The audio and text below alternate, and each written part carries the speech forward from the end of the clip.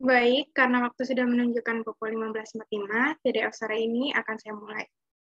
Halo, selamat sore. Assalamualaikum warahmatullahi wabarakatuh. Shalom, Om Swastiastu, Namo Buddhaya, Salam Kebajikan.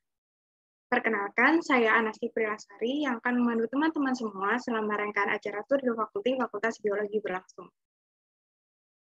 Sebelumnya, izinkan saya untuk membacakan rangkaian acara terlebih dahulu. Rangkaian acara TDF pada sore hari ini yaitu orasi dari ketiga Capresma dan dilanjutkan dengan sesi tanya-jawab di akhir orasi. Oke, mungkin untuk teman-teman yang masih bertanya-tanya TDF itu apa, jadi TDF merupakan salah satu program kerja yang dinaungi oleh Divisi Kampanye KPUM UGM guna memberikan fasilitas kepada teman-teman peserta pemilu untuk menyampaikan visi misi mereka. Nah, di TDF Pemilu tahun ini, kami memberikan skema yang berbeda dengan teknis pelaksanaan online dan segmentasi waktu yang terbagi ke dalam dua bagian. Sesi pertama akan diisi oleh pemaparan visi-misi dari Capresma, dan sesi kedua akan diisi tanya-jawab secara langsung. Bagi teman-teman yang ingin bertanya, silakan ditulis melalui kolom komentar dengan format nama, _perwakilan, _pertanyaan. Kemudian, pertanyaan akan dipilih oleh moderator berdasarkan urutan 3 teratas menurut layar saya. Sebelumnya, saya ingin mengingatkan kepada seluruh peserta untuk mengganti nama sesuai dengan format yaitu nama, _perwakilan, contoh Anasti, _mahasiswa. Dimohon kepada semua peserta untuk mematikan mikrofon dan tetap menjaga ketertiban seluruh rangkaian acara. TDF kali ini hanya boleh dihadiri oleh mahasiswa Fakultas Biologi serta tamu undangan yang telah ditentukan. Apabila teman-teman di luar Fakultas Biologi ingin mengikuti TDF ini, dapat melihat melalui YouTube KPUM UGM. Sekali lagi, saya mengingatkan bahwa TDF ini hanya boleh diikuti oleh mahasiswa dari fakultas asal. Hal ini sudah tertuang dalam PKPUM nomor 6 tentang pelaksanaan kampanye pemilihan umum mahasiswa. Apabila diketahui terdapat mahasiswa yang berasal dari luar fakultas, maka panitia memberikan peringatan melalui private chat dan mempersilahkan untuk keluar Zoom mandiri. Namun, apabila diketahui peserta tersebut tidak merespon, maka panitia berhak untuk mengeluarkan peserta dari Zoom. Baik, tanpa berlama-lama lagi, langsung aja saya bacakan CV dari Capresma nomor urut 1. Kepada IT, saya persilahkan.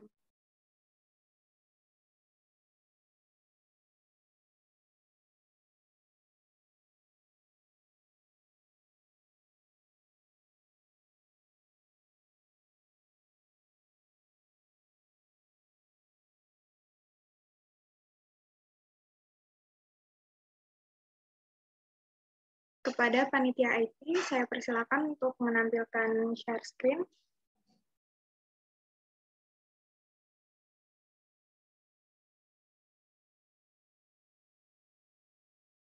Baik, terima kasih.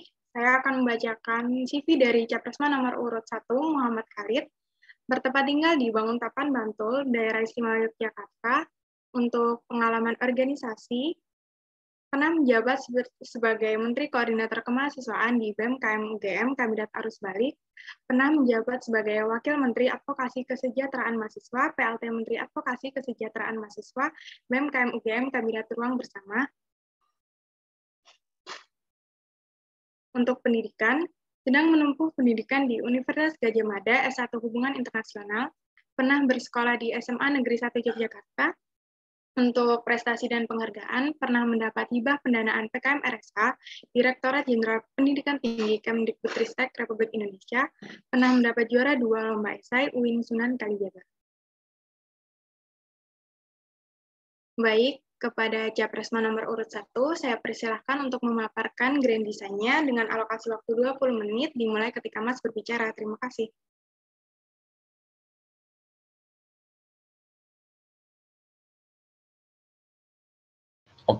Oke, baik. Terima kasih moderator dari KPUM atas waktu yang telah diberikan. Selamat sore. Assalamualaikum warahmatullahi wabarakatuh, teman-teman biologi. Salam sejahtera bagi kita semua. Om Swastiastu, Namo Buddhaya, salam kebajikan, salam sehat ya. Semoga di tengah waktu kuliahnya, mungkin masih sibuk ngerjain laprak dan sebagainya, banyak ya, nanti kita bisa diskusi dan izinkan aku untuk cerita, untuk berbagi terlebih dahulu apa sih ide gagasan yang akan aku tawarkan untuk BMKM UGM 1 tahun ke depan. Sambil menunggu nih ya, teman-teman KPUM mohon bantuannya untuk menampilkan layar. Aku ya mau coba beberapa teman biologi sapa dulu nih ya, luar biasa. Dari angkatan banyak nih kayaknya, 2018, 2019, 2020, dan kemarin juga sempat main ke biologi, kayaknya udah rame ya, udah pada kuliah. Semoga aktivitas semuanya juga selalu dilancarkan. Sambil menunggu, minta tolong ditampilkan teman panitia. Oke, terima kasih. Nah, baik teman-teman biologi semua, aku pengen mulai ceritaku dengan satu tajuk ya. Kalau teman-teman mungkin udah beberapa kali lihat ya, di timeline atau story teman-teman lainnya, apa sih yang Mas Farid bawa, apa sih tajuk kampanyenya? Satu tagline yang aku bawa yaitu lawan arus. Meskipun narasinya mungkin terkesan cukup cukup menantang ya. Tapi sebenarnya spirit lawan arus ini aku awali dengan satu kesadaran untuk melawan arus mainstream aja. Jadi bukan satu hal yang konfrontatif banget, bukan satu hal yang ngajak gelut ya bahasanya. Tapi justru aku ingin mengajak teman-teman bersama ketika kita melihat banyak hal sekitar kita yang masih bisa diperbaiki, masih banyak hal di sekitar kita yang kok gini-gini aja sih, kok kayaknya kita bosan dengan hal-hal yang misal pandemi ini membuat kita mager dan sebagainya, maka aku mengajak teman-teman semua untuk bersatu melawan arus tadi. Bersatu, melakukan satu perbaikan yang kita bisa lakukan, dan sebagaimana ada kalimat di sini, itu melawan stagnansi ya, melawan hal yang gitu-gitu aja, dan dengan keberanian kita bersama-sama merestorasi atau memperbaiki apa yang masih kurang di sekitar kita. Oke, next slide. Nah, sekarang jadi pertanyaan juga ya, aku pengen awali satu cerita, satu latar belakangnya, kenapa sih harus melawan arus ya? Arus apa sih yang dilawan? Dan kalau tanyanya siapa sih arusnya ya, tentu bukan siapa atau apa ya. Tapi lebih pada satu fenomena. Misalnya di sini aku tulis ya, salah satunya ketika kita dampak negatif ya dari perkembangan teknologi misalnya, atau kita ngerasain benar-benar pas kuliah online, pandemi 2 tahun ini, kita jadi susah terkoneksi sama teman-teman, terkoneksi sama informasi di luar. Ini kalau aku membahasakannya sebenarnya fenomena individualisme katakanlah ya. Atau sebenarnya kita nggak pengen individu ya, cuma keadaannya ya, keadaannya membuat kita menjadi terkotak-kotakan. Nah, ketika kita sadar ini membuat kita banyak berkembang ya. Ketika kita sadar hal ini membuat kita susah jadi, misal kalau teman biologi ikut aktivitas kelompok studinya ya, kita jadi susah untuk melakukan penelitian langsung, kita jadi susah untuk ngelihat dan berinteraksi langsung dengan alam. Nah, berarti dan apalagi sekarang ada perubahan tren pandemi insya Allah menurun ya, berarti harus kita lawan itu fenomena-fenomena yang tadi. Harus kita dobrak lagi, kita lawan lagi kemalasan kita karena kita mungkin udah terbiasa ya di laptop terus misalnya. Nah, kita harus melakukan satu sentuhan berbeda untuk menghadirkan menunjukkan juga nih bahwa mahasiswa kita ini bisa berkarya lebih dari biasanya. Nah, itu yang pertama. Next slide.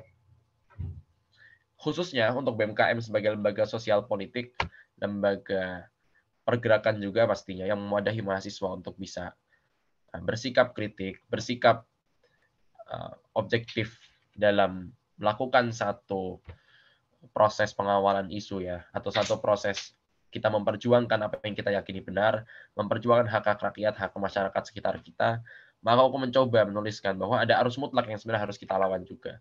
Apa itu? Yaitu penindasan oleh kekuasaan. Nah, mungkin terlalu berat ya, tapi intinya kita gampangnya melihat aja lah. Misal sekarang ada banyak sekali krisis lingkungan yang teman biologi relate di dalamnya. Kita lihat kemarin pemerintah masih belum cukup bisa berkomitmen dalam mengurangi emisi karbon misalnya. Nah, itu kan jadi salah satu hak kita juga. Jadi salah satu kewajiban kita sebagai mahasiswa, ada yang tahu salah dan kita bisa memberikan kontribusi sesuai latar belakang keilmuannya untuk kebaikan masyarakat kita bersama. Nah, ini menurutku BMKM akan fokus akan salah satunya secara absolut memberikan satu impact atau satu kontribusi di bidang ini.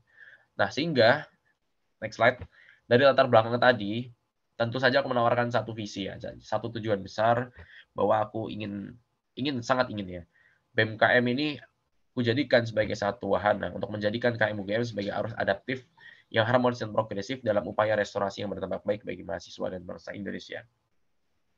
Nah, ada satu kata yang sebenarnya pengen aku highlight sih, cukup masalah restorasinya. Jadi kalau sekarang kita bicara soal restorasi itu kan perbaikan dari sebelumnya, berarti ada kekurangan. Atau mungkin teman-teman BEM biologi nih ya, mungkin sebagian besar ada yang udah sering dengar perihal isu-isu reformasi. Kenapa sih BEM ini terlalu eksklusif, BEM ini terlalu politis dan dianggap nggak lagi relevan misalnya untuk jadi organisasi gerakan mahasiswa. Nah, aku mungkin sangat sepakat dengan kekurangan-kekurangan tadi. Cuma tidak pantas agaknya, tidak layak ketika langsung reformasi atau reformasi dibubarkan misalnya. Maka aku juga memperbaiki, ada upaya, ada itikat untuk memperbaiki dengan upaya restorasi ini. Nah, gimana yang aku tawarkan? Ada 2 poin restorasi yang aku bayangkan. Yang pertama, bagaimana caranya ketika BMKM sebelumnya dianggap selalu eksklusif, ke depan kita akan hadir, kita akan mendengar, kita akan melihat lebih dalam ke berbagai entitas. Bahkan di level fakultas itu kan BSO-nya sangat banyak ya. Misal di biologi, aku paham ada kelompok studi macam-macam ya, kelautan, entomologi, apalagi itu ya.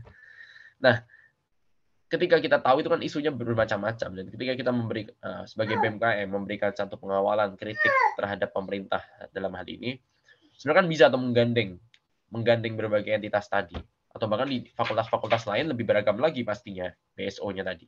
Nah, bagaimana caranya ketika kita hadir, menjalin relasi, menjalin interaksi juga, komunikasi. Nah, harapannya ketika ada satu topik-topik tertentu yang bisa kita kawal bersama, bisa kita lakukan satu langkah yang barulah antara teman-teman BMKM, fakultas, maupun bahkan sampai level himpunan kalau ada ya, kalau biologi kan nggak ada. Nah, jadi komitmen itu satu upaya. Poin pertama dari upaya restorasi yang aku tawarkan. Yang kedua, upaya restorasinya adalah bagaimana sembari BMKM ini tetap bergerak, berjalan sebagaimana fungsinya ya, advokasinya, fungsi pengabdian masyarakat dan sebagainya. Aku rasa BMKM akan juga hadir untuk mengaktifasi ya, menghidupkan lagi forum-forum organik lah, katakanlah. Jadi selama ini teman biologi juga aktif kan di forum advokasi misalnya, di forum Sosmas, kalau nggak salah, di forum pengabdian masyarakat. Nah, itu forum-forum yang sebenarnya enak banget ya, sangat bisa dibilang representatif. Jadi semua latar belakang fakultas, keilmuan itu bisa hadir dan terus berkontribusi. Dan BMKM akan lebih memaksimalkan itu ya. Jadi gerakan yang kita hasilkan itu lebih banyak gerakan yang bersama-sama dibanding gerakan yang BMKM tok gitu ya.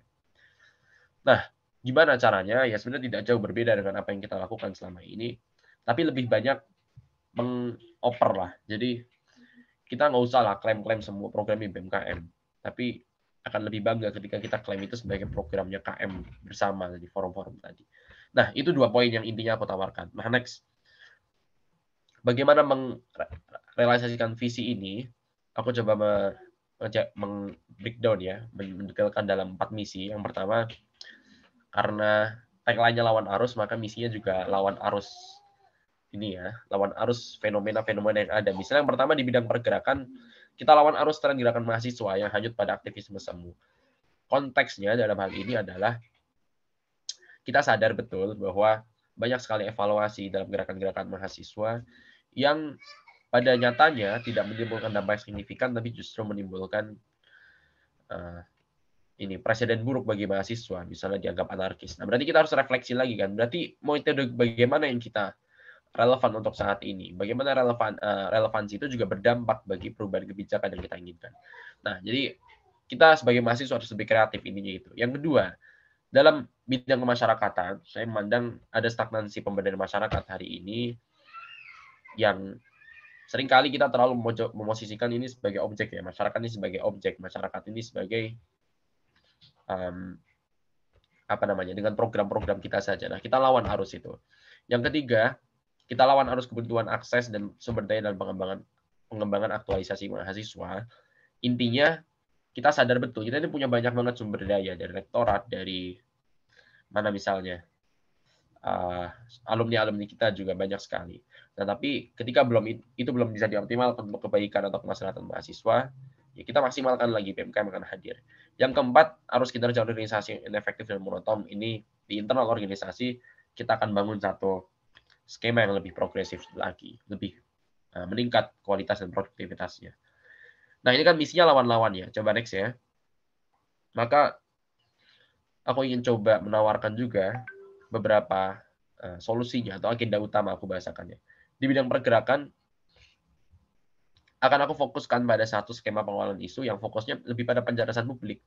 Jadi kita sadar betul sebenarnya semua fakultas ini punya kekuatan masing-masing. Sebenarnya teman-teman biologi misalnya dengan perspektif misalnya lingkungan ya,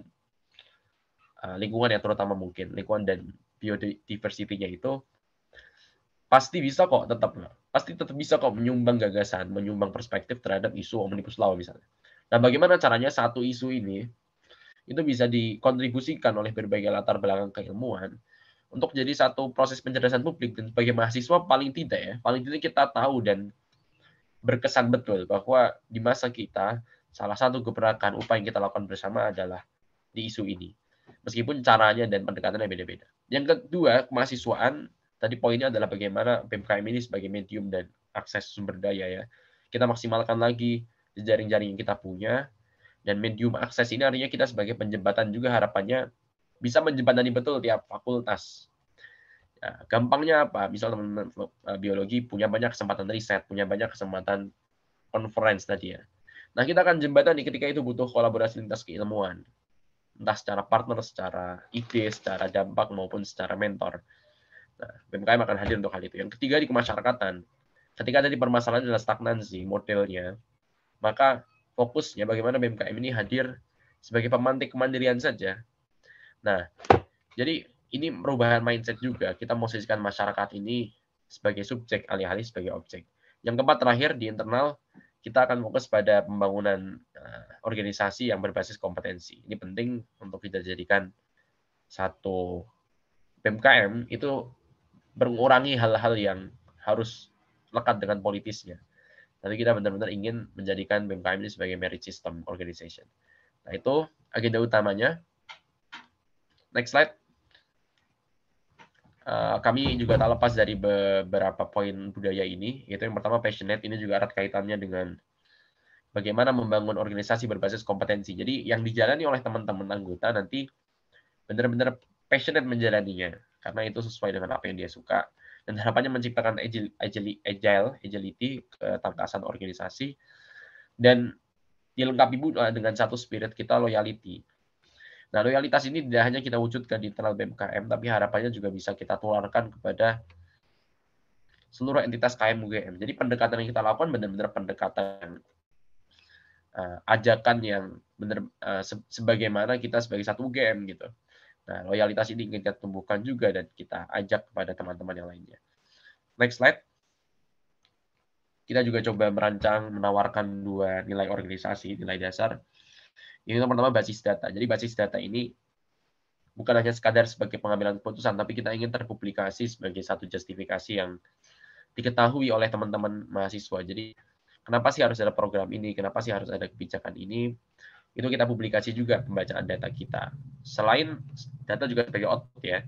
Jadi setelah program pun ada data yang terpublikasinya, sehingga terpetakan preferensi dan juga segmentasi spesifiknya. Yang kedua, kolaborasi. Ini kita jamin betul ya. Tadi yang aku bilang, program-program kita, terutama program yang besar, dianggap sebagai punya KM UGM aja, dianggap sebagai punya bersama, dan kita pastikan ada koordinasi dan informasi yang intens kita lakukan. Next slide. Organogram ya kalau nggak salah ya. Ya benar. Di organogram ini mungkin beberapa perubahan aja aku highlight ya. Misal di Menko Kemahasiswaan, salah satu yang kita ubah namanya yaitu ada inovasi dan karir ya. Jadi kita sadar betul ketika ada tren MBKM misalnya, ya salah satu MBKM ya, itu kan menunjukkan bahwa semakin besar potensi untuk adanya kolaborasi lintas fakultas, lintas keilmuan. Bahkan untuk pasca kampus pun begitu, kata Mas Nadiem ya. Nah, maka kita coba wadahi proses ini dengan sebaik-baiknya. Ketika di tiap fakultas misalnya udah ada, di tiap himpunan itu juga fokusnya pada keprofesian. Nah, di lingkup UNIF yang kita wadahi adalah keprofesian yang sifatnya lintas tadi. Ketika teman biologi, tertarik juga ya aku kerja dari dubes gitu misalnya. Dubes yang fokus ke lingkungan hidup. Itu bisa juga. Sangat bisa. Dan kita akan pertemukan itu penjembatan itu. Nah, spirit ini salah satunya turunannya ya. Kita terbayang betul akan ada MBKM Center untuk kemudian mewadahi dan membantu menyelesaikan persoalan di lingkup UNIF misalnya ada, maupun menjadikan hub tadi ya, menjadikan satu konektor. Ketika MBKM ini aku butuh insight atau butuh input dari alumni-alumni MBKM-nya atau dari fakultas lain, kita akan wadahi itu. Di kemasyarakat tidak jauh berbeda, hanya saja advokasi jaring masyarakat ini kita masukkan, kemudian analisis pergerakan kita satukan supaya lebih mempercepat respon pengelolaan isu. Jaringan kita tetap adakan untuk lebih menjangkau relasi di internal KM dan Sekretaris Jenderal, Bedanya adalah riset pengembangan organisasi ini dipindahkan ya untuk menjalankan fungsi KPI dan Social Impact Report. Next slide. Arahan umumnya kayaknya nggak perlu. Next slide ya. Nah, oke. Ada beberapa program prioritas yang ingin aku tawarkan. Yang pertama, di lingkup pergerakan, satu inovasi yang menurutku perlu dijalankan adalah bentuknya festival aja. Jadi pergerakan itu akan terus berjalan menurutku. Tapi salah satu refleksinya, bagaimana keberjalanannya itu tidak mengulang. Jadi ada proses validasi dan refleksi historis kita yang kita lakukan secara terdokumentasi. Nah, salah satu upaya gimana? Misal aku tuliskan di sini ada arsip pergerakan. Jadi benar-benar kita rangkum, kita wawancara, kita integrasikan dalam satu website katakanlah. Terus kita lengkapi juga dengan akademi dan juga konser amal salah satunya. Nah, di internal aku rasa perlu kita ini sebagai satu KMUGM punya berbagai data yang bervariasi dan pastinya bisa dimanfaatkan oleh sesama elemen lainnya. Jadi kita bikinlah satu bank data itu konsepnya. Nah, bisa mencakup apa aja. Di sini aku tulis ya, misalnya ada kondisi dan variasi lembaga, sebaran mahasiswa, dan lain-lainnya. Tapi sesimpel kayak misal kita bisa sharing juga trainer-trainer untuk mengisi training organisasi kita, kaderisasi kita. Itu kan juga jadi satu sharing data yang sangat bermanfaat untuk pengembangan mahasiswa kita. Nah, itu yang pertama. Yang ketiga, di kemahasiswaan, satu spiritnya ada aku namakan dengan UGM Solve and Connect ya. Bagaimana impact-nya nanti harapannya akan meningkat prestasi, ide-ide karya yang dihasilkan oleh mahasiswa. Jadi mulai dari solving dulu. Jadi ketika teman-teman punya ide, PMKM akan mewadahi satu, bukan inkubasi ya, bahkan kita akan lakukan ini secara tiap minggunya ada sesi konsultasi. Jadi kita berikan wadah konsultasi itu dengan mahasiswa atau alumni, mahasiswa yang punya privilege lebih. Jadi ketika udah punya pengalaman, harapannya bisa mewadahi juga untuk mahasiswa-mahasiswa lainnya. Jadi kita sediakan itu buat mahasiswa juga yang nggak punya privilege berupa relasi ya. Karena banyak sekali yang mungkin terbatas akan hal itu. Nah, setelah tersolve pikirannya nih, idenya, nah, kita coba koneksikan. Oh, berarti barangkali dia butuh partner, barangkali dia butuh mentor yang mendampingi lebih jauh lagi, barangkali dia butuh dampaknya, dampak misalnya BMKM punya berbagai desa mitra. Ya kalau yang butuh kita akan jembatani, atau prestasinya kita jembatani juga dengan lombanya apa. Nah, Gamma Conference ini sifatnya lebih pada konferensi terbuka. Kita akan adakan satu elaborasi dan pengawalan isu kampus terutama. Dengan harapannya BMKM bisa membantu dua hal, yaitu produk akselerator dan juga tim satgas isu yang melakukan advokasi. Ke next, coba yang kelima.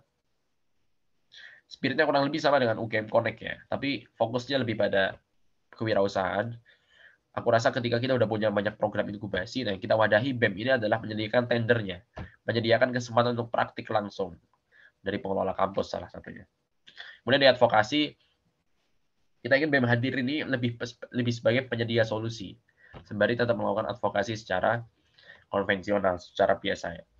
Solusi-solusinya misalnya salah satu yang paling konkret adalah beasiswa jaring pengaman ya. Kita mengakses dari alumni-alumni kita untuk membantu mahasiswa yang udah dikasih keringanan tapi masih aja keberatan, kan banyak sekali ya. Nah, kita juga akan menawarkan gagasan itu kepada teman biologi. Next slide. Oke, next aja. Bagaimana cara kamu bergerak? Ini tadi udah aku sampaikan di restorasi ya. Fokus isu. Next slide sebagai berikut. Jadi kita juga ingin ada satu perhatian terhadap lingkungan hidup ya, apalagi kaitannya dengan meningkatnya volume pembangunan infrastruktur belakangan ini. Next slide, coba. Di internal sebagai berikut, ada rektor yang paling penting juga, biaya pendidikan terus kita kawal, dan juga dalam student governance mahasiswa, kita ingin terus menjaring aspirasi dari rekan-rekan terhadap sistem KMUGM hari ini. Oke, baik, mungkin sekian dulu yang aku sampaikan ya. Terima kasih atas perhatian teman-teman biologi.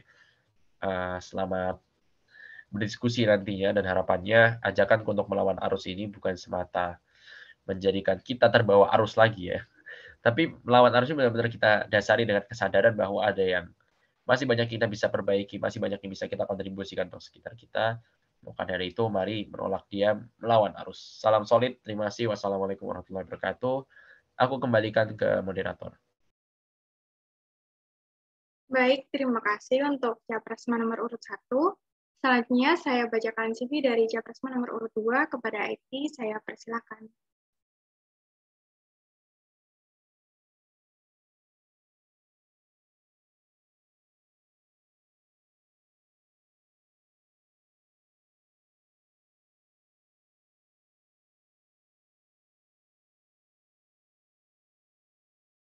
Baik, terima kasih IT. Saya akan membacakan CV dari Capresma nomor urut 2, Muhammad Farhan Fahreza. Untuk pendidikan, sedang menempuh pendidikan di S1 Farmasi UGM pada tahun 2018 hingga sekarang. Pernah bersekolah di SMA Negeri 5 Yogyakarta pada tahun 2015 hingga 2018. Untuk penghargaan, pernah mendapat juara 1 Brand Awareness Week tahun 2021, pernah mendapat juara 1 NTB IPSF Pro Video Competition tahun 2020, dan untuk pengalaman organisasi, pernah menjabat sebagai Ketua BMKM FH UGM pada tahun 2021, pernah menjadi Ketua HMI Farmasi UGM pada tahun 2021, dan untuk pengalaman kepanitiaan, pernah menjabat sebagai Ketua Pelaksana Kuliah Tamu Serpentes pada tahun 2021, pernah menjabat sebagai Subkoordinator Pemandu PPSMB Papirus tahun 2020, dan untuk pengalaman lain, pernah menjadi relawan COVID-19 nasional, dan pernah menjadi founder sesi kita. Baik, saya persilakan kepada Capresma nomor urut 2 untuk memaparkan grand design-nya dengan alokasi waktu 20 menit, dimulai ketika Mas berbicara. Terima kasih. Oke, baik. Terima kasih atas kesempatannya. Selamat sore. Assalamualaikum warahmatullahi wabarakatuh. Shalom, Swastiastu, Namo Buddhaya, Salam Kebajikan, Salam Sejahtera bagi kita semuanya. Halo teman-teman biologi, perkenalkan ya, nama saya Muhammad Farhan Fahreza. Teman-teman bisa manggil saya dengan panggilan Farhan atau Fares. Gimana kabarnya teman-teman? Semoga teman-teman semuanya sehat walafiat dengan berbagai tugas, dengan berbagai laporan, dan berbagai proyek yang teman-teman lakukan. Semoga teman-teman masih bisa diberikan kelancaran dan kemudahan dalam segala urusan itu. Di sini saya izin memberikan layar terkait grand design yang akan saya bawakan teman-teman. Teman-teman, jadi gini, sebagai pembuka, langkah atau semangat apa yang saya bawakan adalah semangat bangkit bersama. Mungkin kita ketahui bersama, kita melalui berbagai polemik, ya, berbagai keresahan, entah misalnya pandemi COVID-19 itu merubah berbagai sektor dalam segi sosial kita, segi ekonomi kita, segi lingkungan kita, bahkan segi kesehatan kita. Dan saya yakin dengan kondisi yang sekarang, dengan hal-hal yang bisa kita lakukan bersama-sama, saya yakin kita bisa bangkit bareng-bareng teman-teman. Mari kita lebih bangkit bersama untuk bisa mendapatkan bermanfaatan yang lebih luas, bukan hanya untuk mahasiswa saja, tapi juga untuk masyarakat yang perlu dibantu oleh kita sebagai salah satu dari trigger makhluk branding, ya, yakni pengabdian pada masyarakat. Dan nanti akan tertuangkan dengan visi, misi, goals, dan juga program prioritas yang akan saya bawakan untuk BMKM ke depannya. Nah, mungkin saya akan mulai dengan perspektif ya terhadap BMKM. Jadi, menurut saya, sebagai orang yang di luar BMKM, ya, saya awalnya kan memiliki pengalaman di BMKM tingkat fakultas, di Fakultas Farmasi UGM tahun 2021 ini.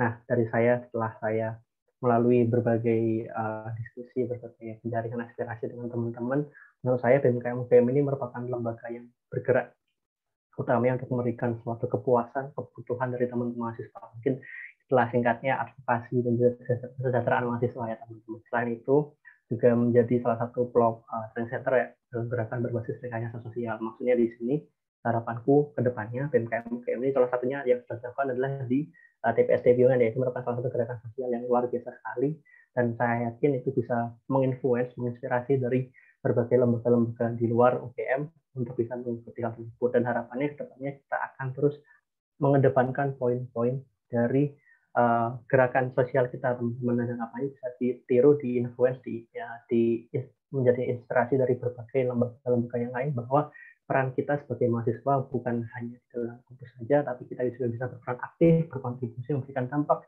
yang lebih luas bagi masyarakat, karena yang saya maksudkan rekayasa sosial. Lalu berikutnya saya mungkin tertuang di ADART, ya, ADART, anggaran dasar dan anggaran rumah tangga dari keluarga mahasiswa UGM.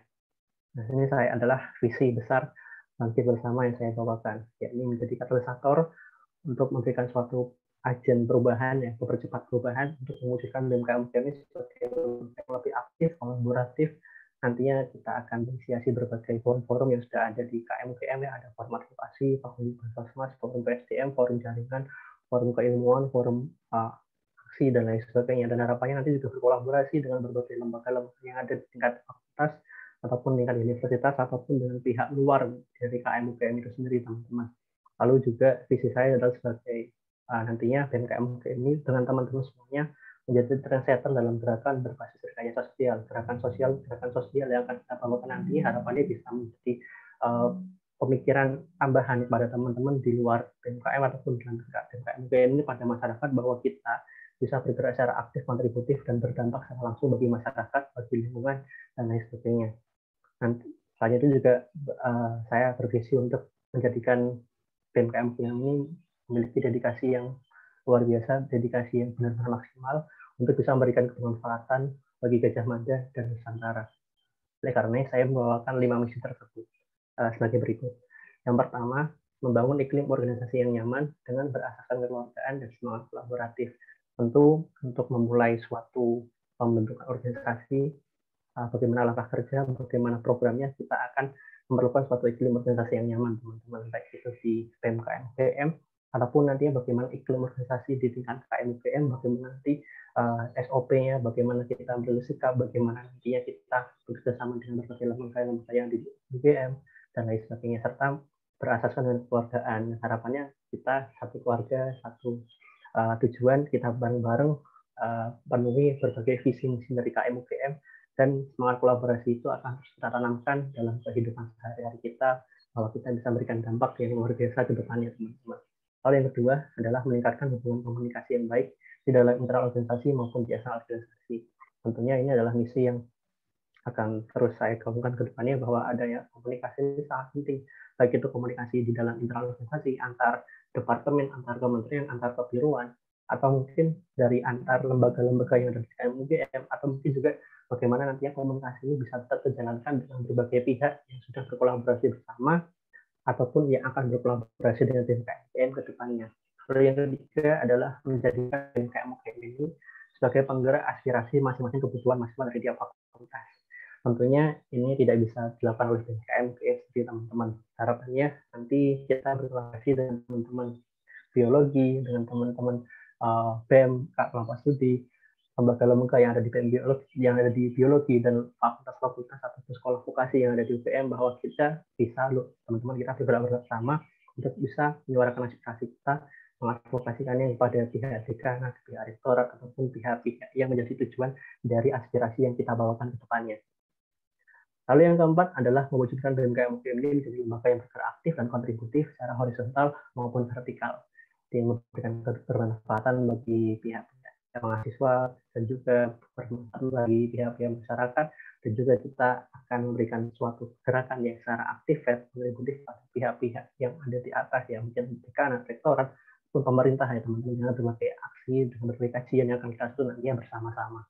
Lalu yang kelima adalah meningkatkan peran dan kebermanfaatan dari BMKM untuk mahasiswa maupun masyarakat secara luas.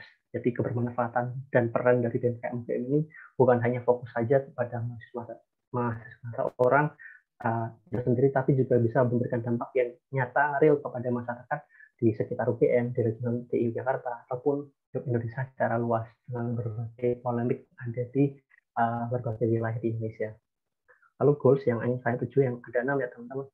Yang pertama ini mewujudkan adanya ekosistem KMUGM yang menjunjung tinggi nilai ketuhanan yang maha esa, kemanusiaan, kejujuran, dan cinta lingkungan yang tertanamkan melalui berbagai sosial BMKM. Gerakan sosial apa nanti akan kita bahas. Lalu jadikan BMKM ini sebagai trendsetter dalam elaborasi gerakan rakyat berbasis sosial engineering di kawasan Jakarta. Itu juga akan ada program khususnya, teman-teman. Lalu yang ketiga adalah intelektualitas, kolaborasi, serta empati menjadi dasar dari setiap gerakan BMKM. Yang keempat adalah melibatkan setiap elemen dan entitas mahasiswa UGM dalam menentukan sikap politik BMKM UGM. Ini mungkin jadi polemik juga ya di internal kita, ya teman-teman, bagaimana nantinya kita akan membentuk suatu SOP, ya, standar operasional prosedur untuk bisa kita BMKM ini, kan BMKM UGM kan dipilih dari mahasiswa, ya, bagaimana nantinya mahasiswa UGM, ya, bagaimana nanti sikap politik ini juga dilakukan diskusi dengan berbagai pihak-pihak tersebut dari setiap elemen dari entitas mahasiswa di UGM, bahwa sikap politik ini sudah oke untuk kita kaji, sudah boleh untuk kita publikasikan, dan bagaimana nantinya kalau misalnya ada hal-hal yang bisa ditambahkan, yuk kita bareng-bareng dengan berbagai rumput ilmu di tiap-tiap fakultas yang ada di UGM, kita bareng-bareng membentuk suatu sikap politik yang lebih komprehensif bersama-sama. Hal yang kelima, merekonstruksi sistem KMPM yang dapat memadai kepentingan dan dikehendaki setiap elemen mahasiswa di awal periode. Nah, nantinya tentunya akan menjadi fokus utama di awal periode bahwa kita harus benar-benar fokuskan diri bahwa adanya isu reformasi KMPM itu diberikan ruang yang lebih, kita berikan diskusi, berikan forum yang lebih besar, kita cari pendapat, kita bikin suatu riset, kita bikin suatu kajian yang sekiranya seperti apa sih sistem KMUKM yang lebih relevan untuk kondisi yang sekarang dan ke depannya, agar tidak membuang suatu kos yang besar ya ketika tiba-tiba dibubarkan tapi tidak ada solusinya. Dan harapannya dengan adanya diskusi tersebut, forum-forum tersebut, kita bisa menemukan titik poin yang bisa kita bawakan bersama-sama ke depannya untuk bermanfaatan yang lebih luas tentunya, bukan untuk kepentingan golongan tertentu saja, teman-teman. Lalu yang keenam adalah mewadai minat dan bakat mahasiswa yang belum maksimal terfasilitasi oleh kampus. Lingkungan kerja ini terbagi tiga, teman-teman. Nilai organisasi, dan juga proses kerja. Saya singkat saja. Jadi di sini ada budaya organisasi, bagaimana nantinya kita melakukan kebiasaan dalam lingkup organisasi ke depannya oleh berbagai pengurus yang ada di organisasi BMKMPM itu. Yang pertama, honesty, kejujuran, integritas, misalnya sistem, respect pada orang, respect pada diri kita sendiri, maupun respect pada ide gagasan dari berbagai pihak. Adanya relevansi dan juga empati. Lalu nilai organisasinya ada 4, yakni manusiakan manusia. Kemanusiaan itu yang perlu kita junjung tinggi ya teman-teman. Clarity, nilai tulus dada, nilai bahwa kita yang ada di organisasi BMKM mungkin ke depan ini bukan hanya orang-orang yang menginginkan suatu jabatan saja, tapi bagaimana nanti niat tulus itu kita barengi dengan proses yang baik, dan juga harapannya memberikan dampak yang luar biasa bagi mahasiswa maupun masyarakat secara luas. Lalu yang ketiga, diversity. Kita harus maklumi bahwa BMKM itu terdiri dari berbagai unsur elemen mahasiswa dari berbagai fakultas ya. Jadi kita harus memahami adanya perbedaan di situ, keberagaman yang ada harus kita akomodasikan, teman-teman. Lalu yang berikutnya adalah adaptif, adaptasi dengan keadaan. Ini adalah proses kerja, kayak konsep Kaizen itu memberikan suatu penghargaan, apresiasi kepada tiap-tiap orang, memberikan perubahan sedikit pun kita berikan apresiasi, dan dengan harapan bahwa bisa membangkitkan kembali semangat jualan dari orang. Lalu impact driven, bagaimana proses kerja. Jadi mungkin singkat saja ini saya bikin jadi setiap apapun yang akan kita lakukan nanti di BMKM ini, kita lakukan dengan metode DAIC ya, define, measure, analyze, improve, and control. Jadi kita mendefinisikan suatu masalah, kita menilai suatu masalah tersebut, mengukurnya seperti apa, lalu kita analis apa saja sekiranya langkah konkret yang bisa kita lakukan ke depannya. Kalau kita lakukan aksi nyata, lalu kita tingkatkan bagaimana program itu bisa berkelanjutan dengan berbagai controlling, dengan berbagai nilai-nilai yang akan kita pakai nanti ya, mungkin BSD, scorecard, atau KPI. Lalu ini ada beberapa program prioritas yang akan saya bawakan ke depannya, teman-teman. Ya, pertama, mungkin saya merasa bahwa kita bukan hanya fokus untuk kuliah saja, tapi juga sudah mulai merambah ke dunia bisnis ya, teman-teman, atau finansial, keuangan gitu. Dan saya rasa bahwa ini adalah program yang sangat cocok untuk teman-teman yang memiliki minat dan bakat mengenai bagaimana pola pengerjaan manajemen ataupun pola pengelolaan bisnis dan juga keuangan. Misalnya teman-teman memiliki bisnis ataupun teman-teman yang memiliki minat di bisnis tapi belum memiliki bisnis, yuk teman-teman luangkan berikanlah kita ataupun teman-teman yang memiliki bisnis, nantinya akan kita berikan wadah kepada teman-teman suatu mentoring, workshop, pelatihan, bimbingan ke teman-teman semuanya. Kita pertemukan, kita bentuk suatu komunitas wirausaha, komunitas bisnis, agar kita bisa lebih mengenal bisnis orang lain, bagaimana kita bisa belajar bersama, atau mungkin nanti terbentuk suatu kolaborasi bisnis bersama dengan teman-teman yang lain, atau mungkin mencari teman lomba bisnis bisa juga di situ. Lalu program gerakan sosial ya, social collective movement. Jadi kita akan memfasilitasi teman-teman semuanya melalui wadah berupa kompetisi gerakan kolektif. Nah, harapannya adalah salah satu implementasi dari rekayasa sosial engineering yang jadi visi yang saya bawakan. Dan harapannya nanti teman-teman semua, lembaga, komunitas, individu pribadi, nanti kita bisa bergerak bersama-sama memberikan dampak yang lebih luas pada masyarakat maupun lingkungan. Dan nantinya akan diakhiri dengan suatu wording yang apresiasi pada pihak ataupun kelompok yang memiliki dampak yang paling besar memberikan perubahan di lingkungan ataupun di masyarakat yang menjadi tujuannya. Lalu berikutnya adalah pemberdayaan komunitas. Tentunya kita sadari bahwa mahasiswa itu memiliki minat bakat, memiliki hobi yang sangat banyak ya.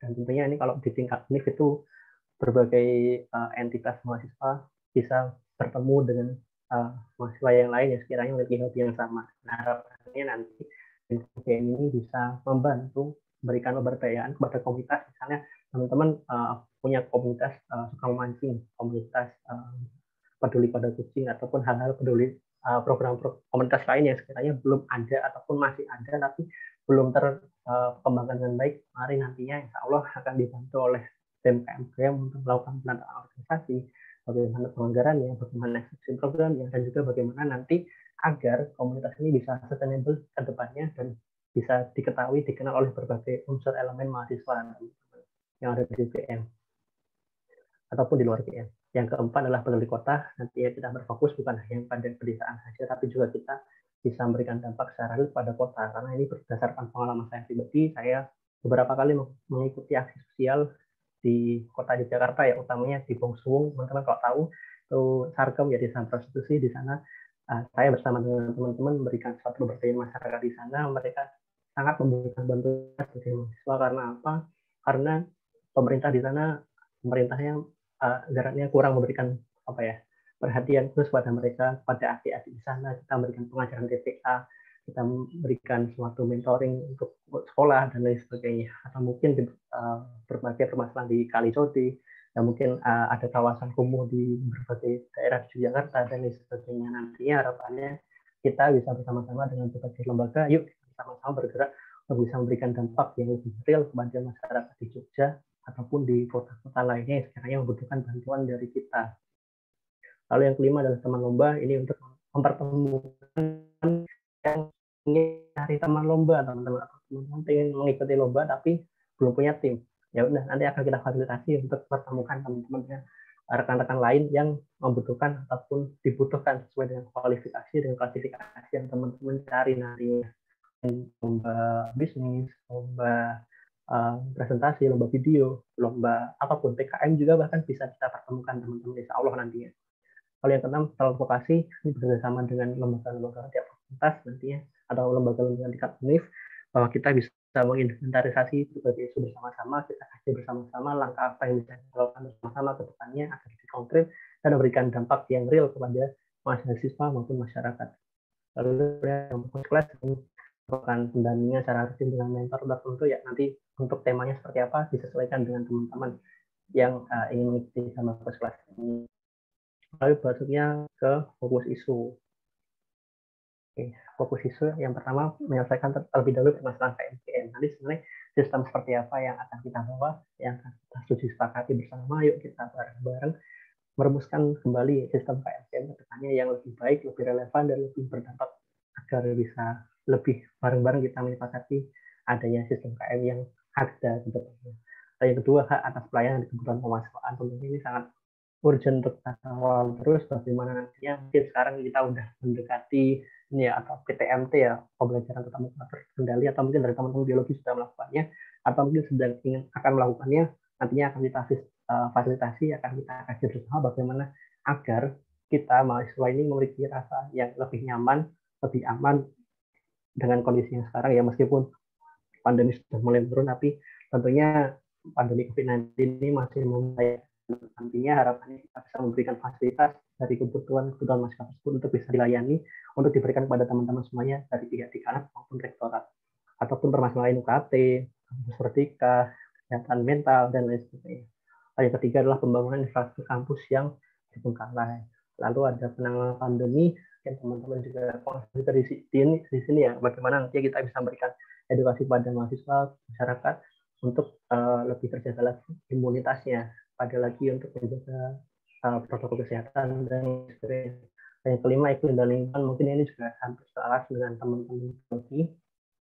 Kita nantinya juga akan ngobrolin isu-isu lingkungan, bagaimana nantinya pencemaran limbah, bagaimana pengolahan sampah, bagaimana nantinya kita memberikan suatu rekomendasi yang lebih real dan konkret untuk bisa diterapkan di Indonesia. Bahkan secara general, secara luas ya nantinya.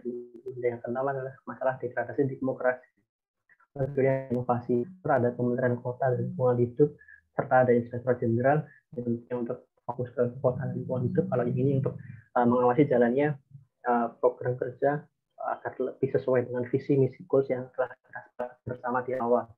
Lalu yang terakhir dari saya, tidak apa bergerak relatif lebih lambat tetapi representatif, melibatkan semua pihak dan akamnya tercapai. Kalau bahasa Jawanya teman-teman, alon-alon asal pelakon, pelan-pelan yang penting tercapai tujuannya dengan niat baik, proses baik, insya Allah hasil baik pula yang akan kita terima nantinya, bukan hanya untuk kita mahasiswa saja, tapi juga bagaimana dampak yang akan kita berikan kepada masyarakat secara luas. Teman-teman bisa terhubung dengan saya melalui Instagram saya, di line saya, Fares, ayatnya 5, WA saya seperti nomor berikut, atau juga mengikuti saya di media kampanye Bangkit Bersama 2, ataupun di official online saya @688DFLGR. Mungkin terima kasih dari Bangkit, untuk teman-teman semuanya, kita bersama-sama bisa bangkit, bersama-sama kita bisa memberikan dampak yang lebih real, kebermanfaatan yang lebih banyak kepada Gajah Mada maupun Nusantara. Salam sehat, wassalamualaikum warahmatullahi wabarakatuh. Saya nantikan diskusinya nanti teman-teman, saya kembalikan kepada moderator. Baik, terima kasih untuk Capresma nomor urut 2. Selanjutnya saya akan membacakan CV dari Capresma nomor urut 3 kepada IT. Saya persilakan.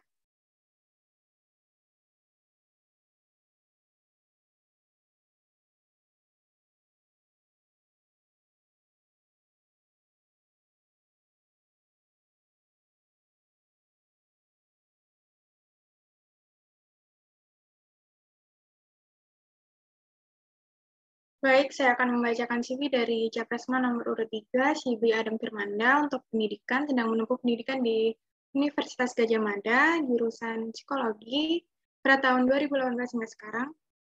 Pernah bersekolah di SMA Darul Ulum 2 Jombang pada tahun 2015 hingga 2018.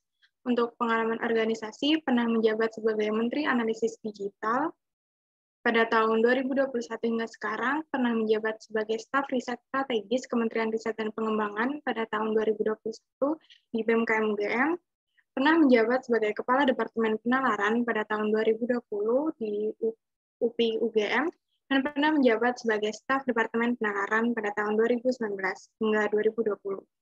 Dan untuk pengalaman lainnya, pernah bekerja di UPTB Psikologi UGM menjadi editorial intern, dan pernah bekerja di CICP Psikologi UGM menjadi kreatif tim intern pada tahun 2021 untuk volunteer dan pengalaman event, pernah menjadi ad hoc research team di MWA Unsur Mahasiswa UGM, pernah menjadi essay evaluator di Psikolasik Psikologi UGM. Baik, kepada Capresma nomor urut 3, mohon maaf, saya akan membacakan penghargaan. Kepada IT, mohon ditampilkan kembali.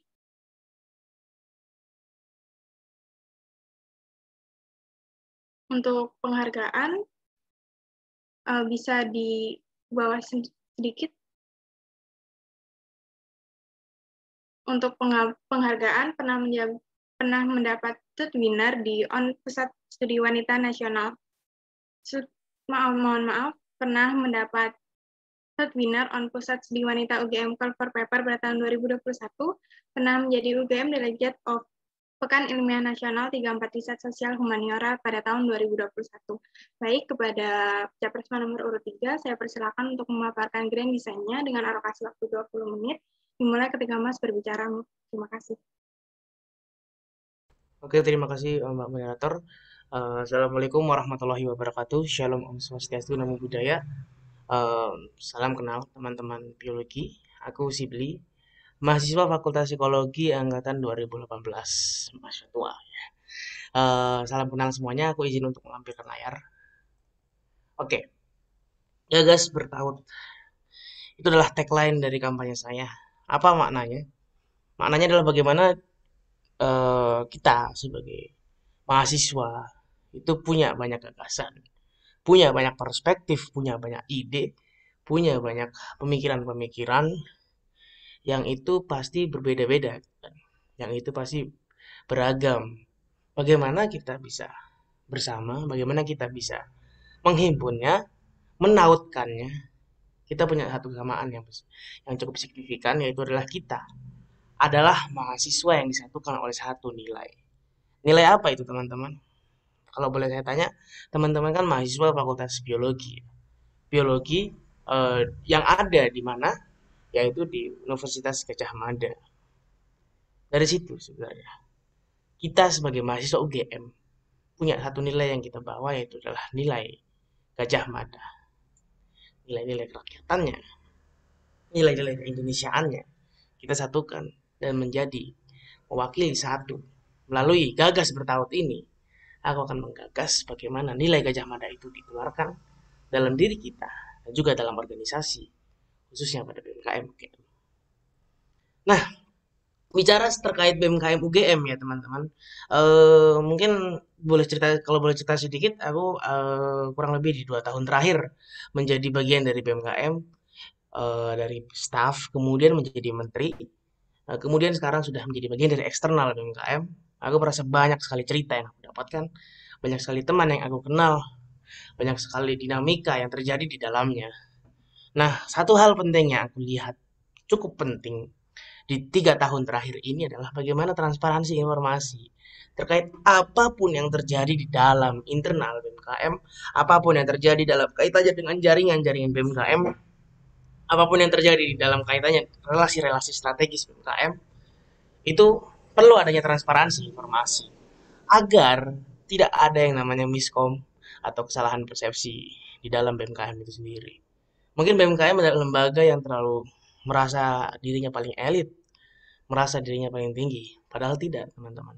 BMKM itu sama seperti organisasi-organisasi mahasiswa pada umumnya. Ia adalah UKM juga gitu, yang di bawah oleh Forkom. Yang mana artinya ia perlu menjadi representasi ketika bicara nama KM UGM sendiri atau apapun itu sebutannya. Yang mana ketika kita melihat situasi-situasi yang terjadi di dalam BMKM atau di luar BMKM, perlu adanya pembacaan situasi yang dilakukan secara komprehensif di dalamnya. Baik itu melihat kondisi organisasi maupun juga kondisi isu, kondisi permasalahan yang terjadi dalam eksternal BMKM. Yang mana perlu juga kita menciptakan alur baru yang lebih representatif dalam suatu pengawalan isu-isu yang terkini, yang lebih bisa merepresentasikan mahasiswa UGM. Karena nama dari BMKM adalah Badan Eksekutif Mahasiswa Keluarga Mahasiswa UGM. Itu benar-benar harus bisa merepresentasikan semua. Pada dari itu aku mengusung 3 spirit, ada nafas perjuangan yang perlu ditanamkan di dalam BMKM di tahun besok ya. Yang pertama adalah spirit terkait persahabatan. Kita di dalam berorganisasi itu tidak hanya semata-mata untuk mengerjakan program, mencari eksistensi semata, tapi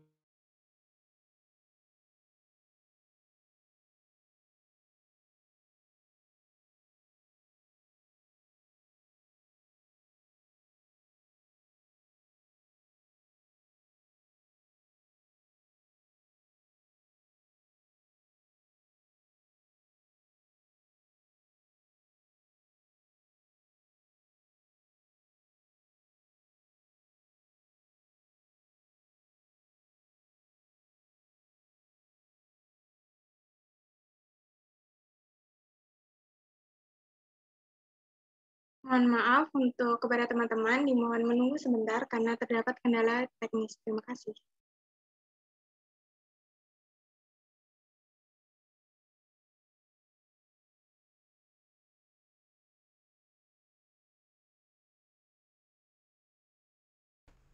halo, sorry tadi keputus ya.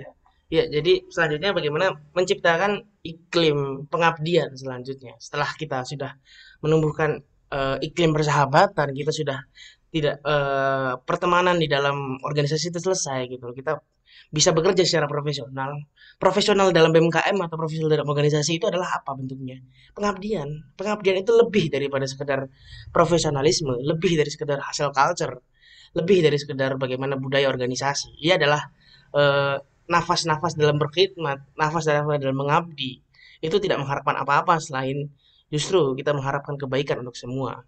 Yang itu kita internalisasikan dalam diri, lalu kita mengabdi kepada kampus dan juga mahasiswa.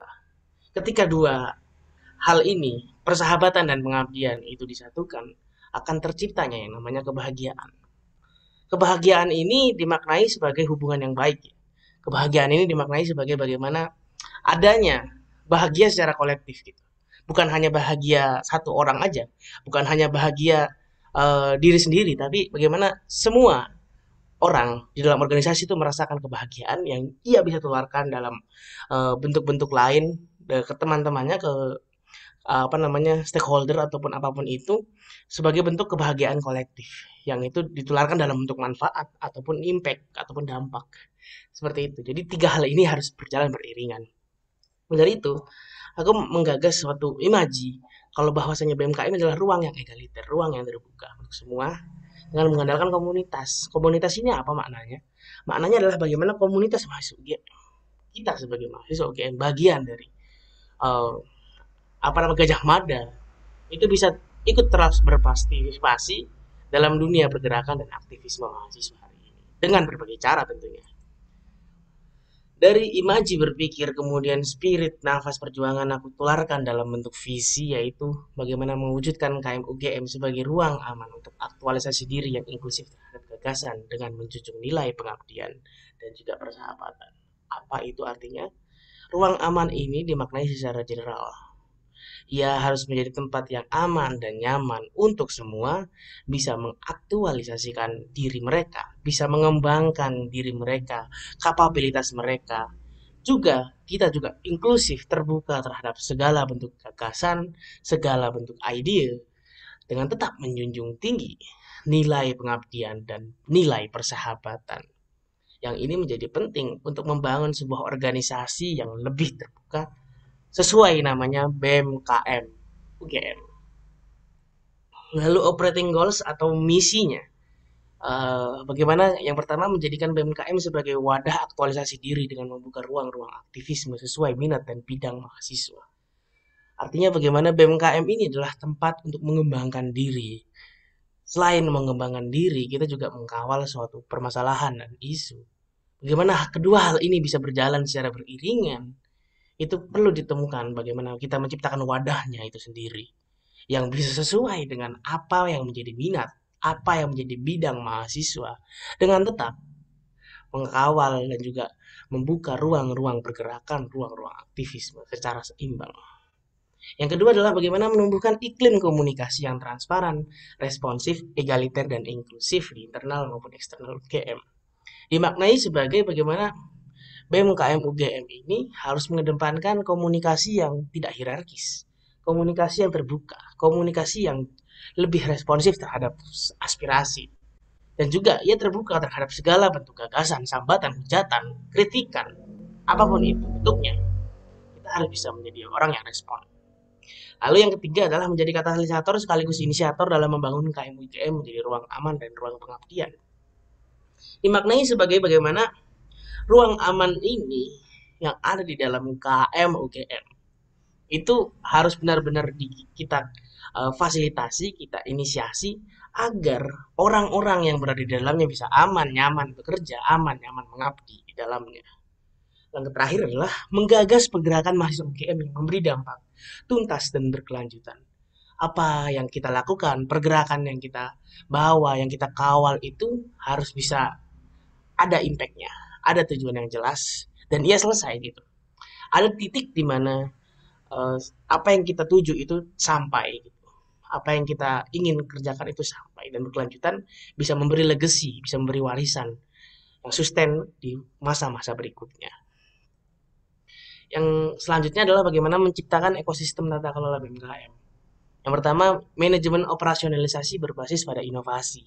Kita pengurus harian BMKM dituntut untuk bisa mengembangkan organisasinya, mengembangkan kapasitas resource-nya, sumber dayanya, programnya berbasis pada inovasi, berbasis pada bentuk-bentuk inovasi-inovasi baru gitu. Lalu yang kedua adalah optimalisasi pendekatan kultural, di mana PMKM ini bukan hanya tempat untuk kerja kemudian dikerjain, tapi bagaimana kita di sini juga bermain, menemukan teman, bonding, rapat yang fun gitu dan lain sebagainya, jalan-jalan. Harus benar-benar didekatkan agar resource yang kita berdayakan ini tidak hilang gitu. Mereka menemukan rumahnya di dalamnya, mereka menemukan persahabatan di dalamnya. Seperti itu dulu, baru kita bisa mengerjakan secara optimal. Lalu yang ketiga adalah pengambil keputusan berbasis data dan perspektif. Mungkin kalau di 3 tahun terakhir, pengambilan keputusan berbasis data sudah menjadi buzzword, dan juga sedikit banyak diterapkan gitu. Tapi yang menjadi miss adalah bagaimana penerapan perspektif-perspektif yang multidisiplin, multibidang gitu, agar pelibatan teman-teman di fakultas juga bisa ikut dalam mengkawal dan juga menjadi penggagas dari keputusan-keputusan yang dibawa oleh BMKM. Yang terakhir adalah membangun ruang deliberasi. BMKM adalah ruang yang terbuka untuk semua. BMKM adalah ruang ruang untuk bermusyawarah yang itu terbuka untuk semua. Artinya jangan sampai ada konsep-konsep yang primordialis atau chauvinis dalam ruang-ruang kita gitu. Kita harus benar-benar menjadi orang yang egaliter, terbuka, dan setara. Bicara soal pola kerja organisasi yang akan dibawa, singkatnya saya menggunakan backward design. Dia adopsi dari metode development and design metodologi, bagaimana kita menciptakan organisasi itu berdasar pada tujuannya dulu. Tujuan yang ingin kita capai itu apa?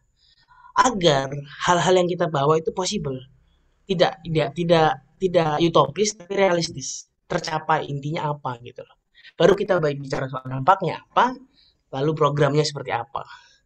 Agar orientasi kita itu pada hasilnya, bukan berarti kita orientasi pada hasil, tapi bagaimana orientasi yang kita bawa itu adalah apa tujuan yang ingin kita capai ketika mengkawal atau membuat suatu event, menggagas suatu program. Itu benar-benar harus menjadi sesuatu yang realistis, seperti itu. Lalu ada budaya organisasi yang dibawa oleh BMKM di tahun besok misalnya, ya adalah pertama ruang aman. Seperti halnya visinya, bagaimana di dalam internal BMKM itu ada 3 sebenarnya bentuk ruang amannya, itu pengarus utamaan gender atau gender mainstreaming.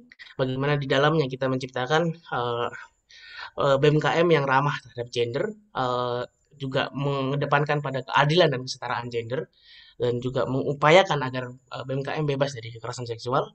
Lalu sehat mental, bagaimana BMKM ini aware terhadap adanya mental health awareness gitu, yang itu nanti juga di samping terkait fisiknya melalui work life balance, artinya bagaimana optimalisasi budaya kerja di dalam BMKM ini juga bisa optimal memperhatikan kesehatan mental dan fisik, seperti itu. Yang kedua adalah isu based event, bagaimana isu-isu yang kita kawal, isu-isu yang kita bawa itu berbarengan dengan event. Event yang kita bawa, yang kita gagas itu berlandas pada satu isu, berlandas pada permasalahan. Harapannya event ini bisa meningkatkan pertama awareness-nya, kemudian bagaimana isu ini juga bisa memberi dampak pada event ini, bisa memberi dampak pada suatu isu tersebut gitu. Lalu yang ketiga, pengawasan aktif partisipatif, artinya apa yang kita awasi gitu, itu benar-benar kita awasi secara, ya kita terjun langsung secara kultural gitu. Bukan hanya sebagai pengawas KPI balance scorecard, tapi juga benar-benar secara partisipatif hadir gitu di masing-masing kementerian, baik itu pengawas dari sumber dayanya atau mungkin impact progress-nya. Lalu yang keempat, transparansi dan komunikasi, bagaimana kita menciptakan komunikasi yang deliberatif tadi, dan juga kita transparan terhadap segala bentuk bentuk kerja yang kita bawa, karena ya seperti namanya kita KMUGM.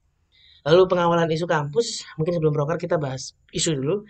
Yang pertama adalah industrialisasi di pendidikan dan MBKM. Ini termasuk juga bagaimana adanya komersialisasi pendidikan, kemudian bagaimana magang merdeka itu juga rawan akan adanya eksploitasi, baik dari uang sakunya maupun student welfare yang digagas di dalam magang merdeka ini masih belum maksimal dan lain sebagainya. Harapannya kita bisa menggagas di dalam fakultas dan universitas itu ada satgas MBKM atau MBKM corner-nya di dalamnya, yang nanti bisa menjadi ruang konsultasi dan ruang pengembangan terkait MBKM. Ada aksesibilitas dan ruang aman, ini kaitannya dengan kampus sehat mental dan juga kampus bebas kekerasan seksual. Yang itu juga kaitannya dengan adanya pindahnya luring ke daring gitu ya. Lalu optimalisasi master, bagaimana mengembangkan si master.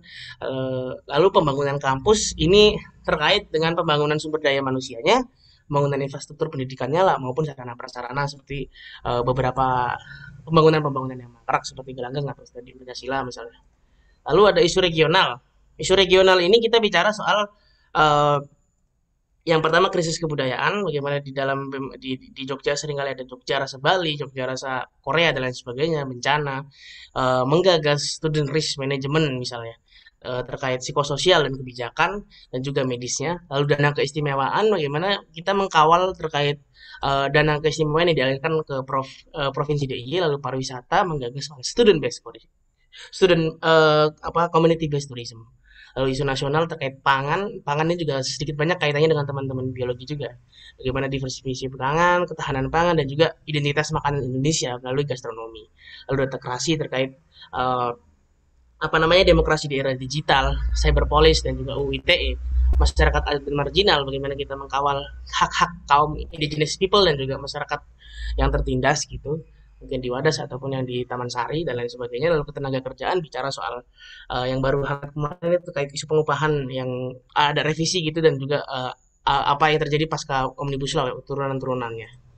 Lalu untuk program kerja unggulan yang pertama IDEA UGM. IDEA UGM ini adalah bentuk kanalisasi isu berbasis pada multidisiplin dan multiperspektif. Jadi bagaimana teman-teman yang ada di fakultas itu akan melakukan clustering isu, bagaimana kita bisa mengkawal bersama apa yang menjadi keresahan teman-teman. Mungkin di biologi seperti apa soal akademiknya atau soal isu-isu spesifik yang ada dibawa oleh masing-masing disiplin dan lain sebagainya, kita himpun secara kolektif, kita kawal dengan menggagas pada tuntas, berdampak, dan juga berkelanjutan. Lalu ada Gala Nusantara, ini festival kebudayaan lokal gitu ya, makanan lokal, yang itu nanti menggagas bagaimana festival ini adalah bentuk gastrodiplomasi, bentuk diplomasi makanan gitu, juga sebagai peneguhan kemandirian pangan. Lalu BMKM Dentro ini bentuk transparansi informasi, hasil-hasil rapat dan progres BMKM yang dilakukan selama mungkin di 2 bulan, 3 bulan, atau bahkan seminggu sekali diunggah di official account. Harapannya publik bisa mengerti apa yang terjadi di dalam BMKM, apa yang akan dilakukan oleh BMKM. Ada UGM Safe, ini semacam posko layanan terpadu, memiliki 2 fitur. Yang pertama untuk peer counselor terkait konsultasi kesehatan mental, dan juga kanal aduan terkait kasus kekerasan seksual yang juga terintegrasi dengan ULT ataupun juga lembaga-lembaga yang ada di fakultas, seperti kalau di psikologi ada CPMH atau CDC kalau di Visipol seperti itu. Yang terakhir ada Simaster untuk semua. Bagaimana Simaster itu kan jelek ya, kalau boleh jujur ya, UI-nya jelek, terus fiturnya juga terbatas, paling juga buat ngecek absen atau ngisi presensi KKN dan lain sebagainya. Tapi bagaimana kita menambahkan fitur-fitur yang menarik gitu, mulai dari peta real time, lalu akses koneksi dan perizinan, mulai dari sponsor, peminjaman ruangan, lalu akses ke pembicara, lalu kanal informasi interaktif, oprek, lomba, event, magang, dan project, harapannya bisa disalurkan di sini. Jadi teman-teman mau ikut event apa atau mau ikut lomba apa bisa lewat Simaster, atau mau oprek organisasi tertentu bisa lewat Simaster.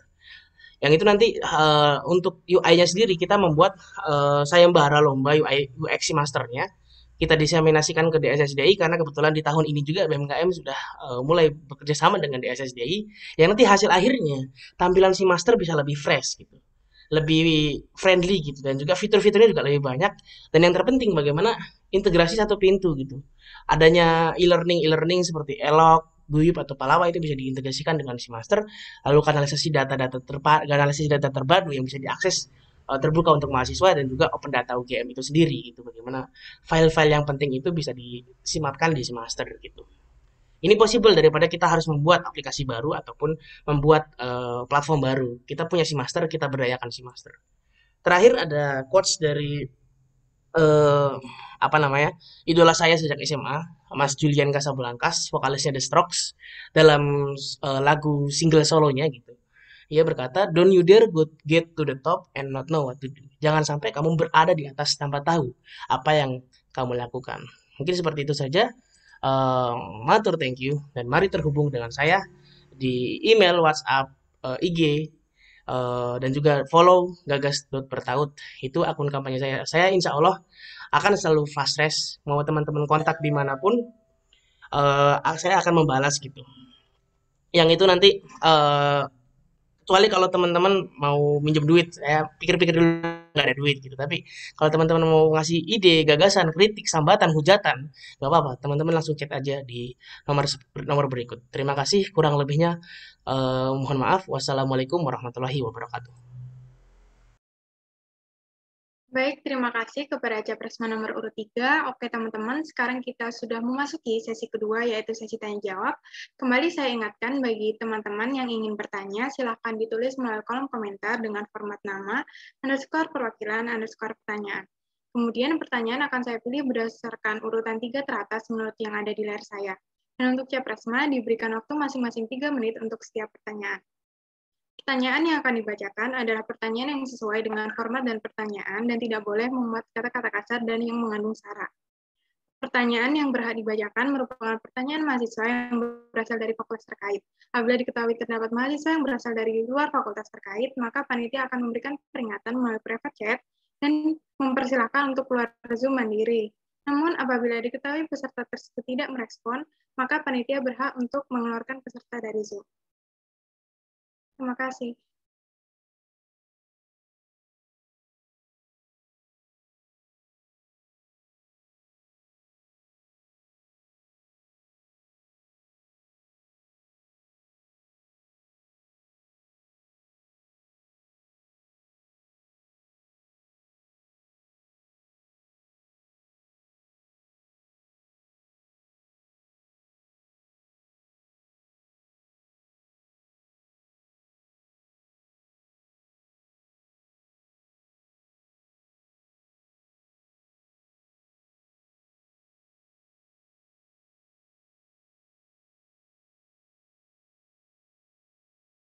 Baik, saya tunggu 2 menit untuk menunggu pertanyaan yang masuk. Saya kembali ingatkan bagi teman-teman yang ingin bertanya, silahkan ditulis melalui kolom komentar dengan format nama, underscore perwakilan, underscore pertanyaan.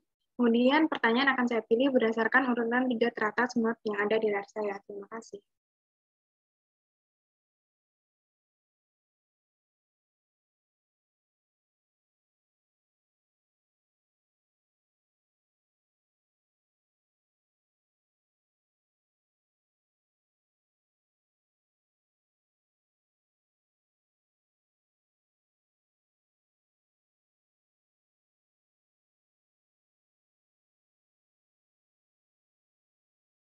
Baik, saya bacakan karena sudah ada pertanyaan yang masuk. Abimanyu Dimas underscore mahasiswa, sesuai di misi yang tertera, tertulis akan memperbaiki dan meningkatkan komunikasi baik internal maupun eksternal yang tentunya akan menjangkau dan merangkul mahasiswa atau mahasiswi UGM. Nah, bagaimana cara dari teman-teman sekalian apabila sudah terpilih untuk membuat BEM KM menjadi badan eksekutif dan mencegah menjadi badan yang eksklusif bagi segenap mahasiswa atau mahasiswi UGM? Selamat sore dan terima kasih. Baik, saya persilakan kepada Capresma nomor urut 3 untuk menjawab pertanyaan terlebih dahulu dengan alokasi waktu 3 menit dimulai ketika Mas berbicara. Terima kasih.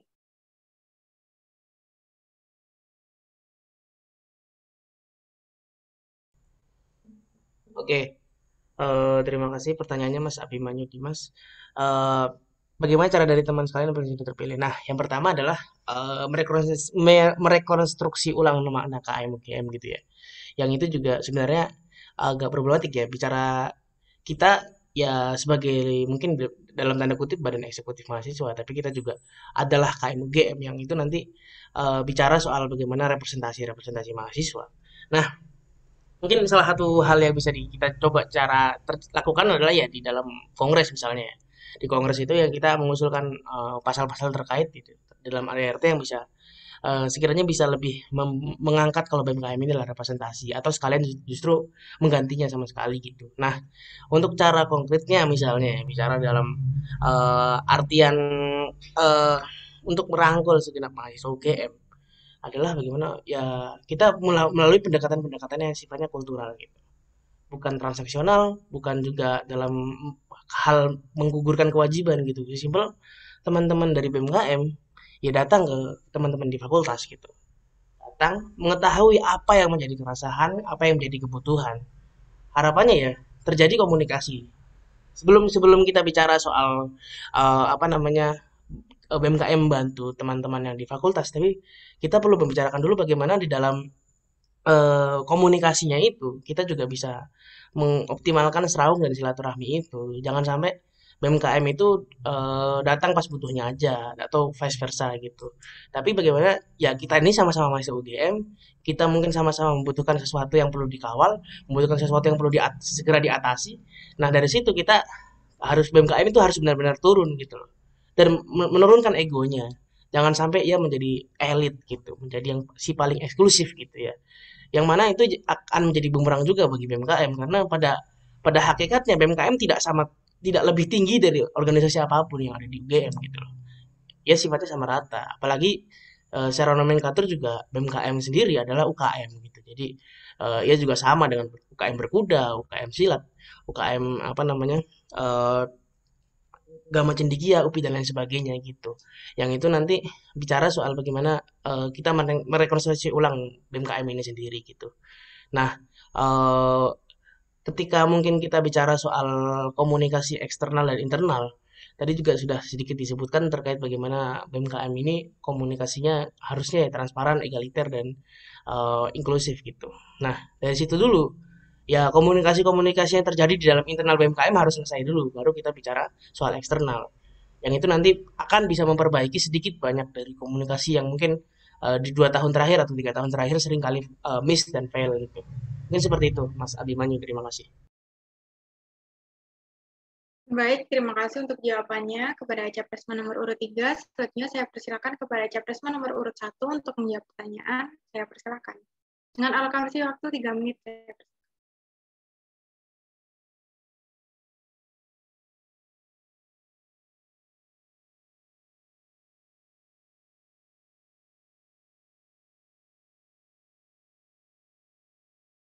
Maaf, siapa dulu? Saya dulu ya?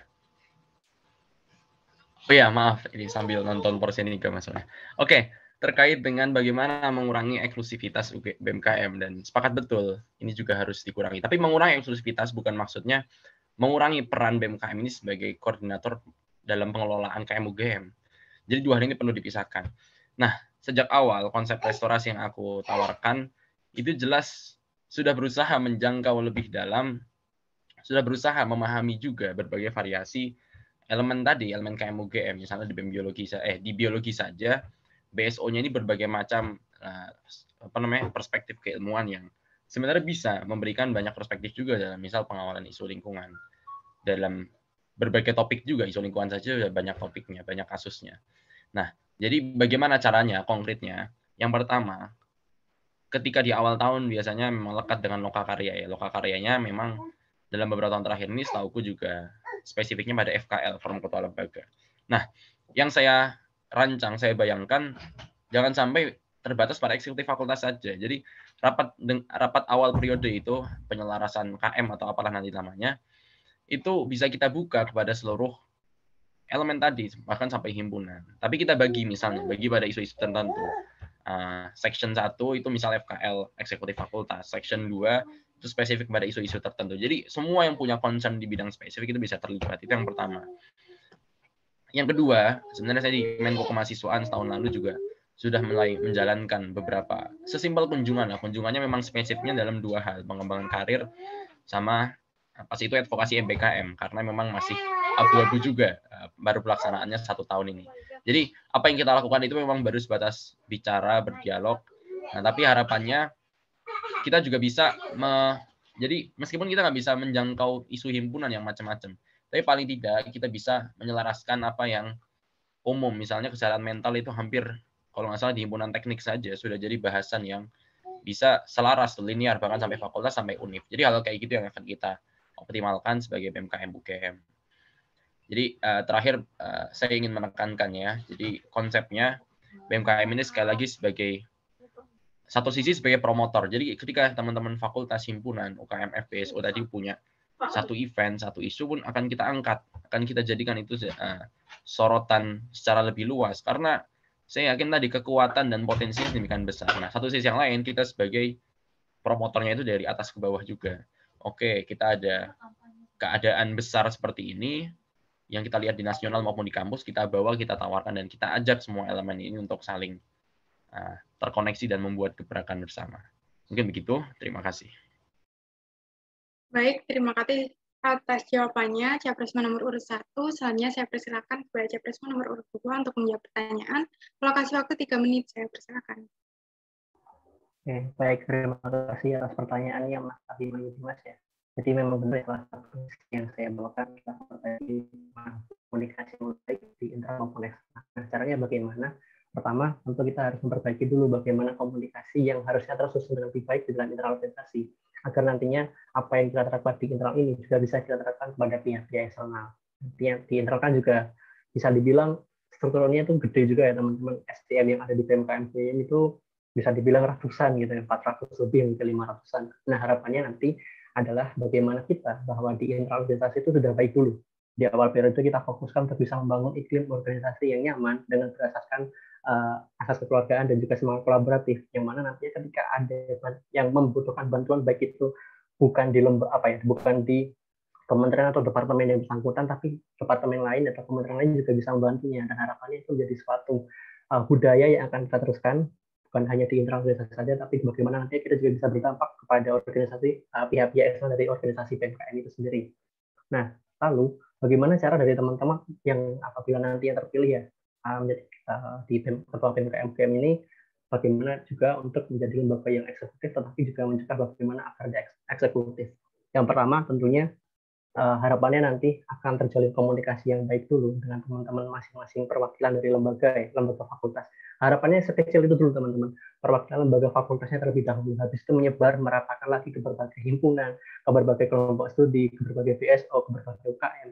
Lalu kita jalin hubungan komunikasi yang baik, apakah nantinya dalam bentuk kunjungan, misalnya kita kunjungan, kalau biasanya tuh kunjungan tuh melalui satu organisasi saja ya, tapi bagaimana misalnya BMKM melakukan kunjungan ke BEM Biologi. Nah, harapannya ke depannya agar apa BMKM ini melakukan kunjungan ataupun silaturahmi itu se-KM sekalian gitu, sefakultas sekalian, dengan ada perwakilan dari lembaga-lembaga BSO yang ada di fakultas tersebut, agar apa?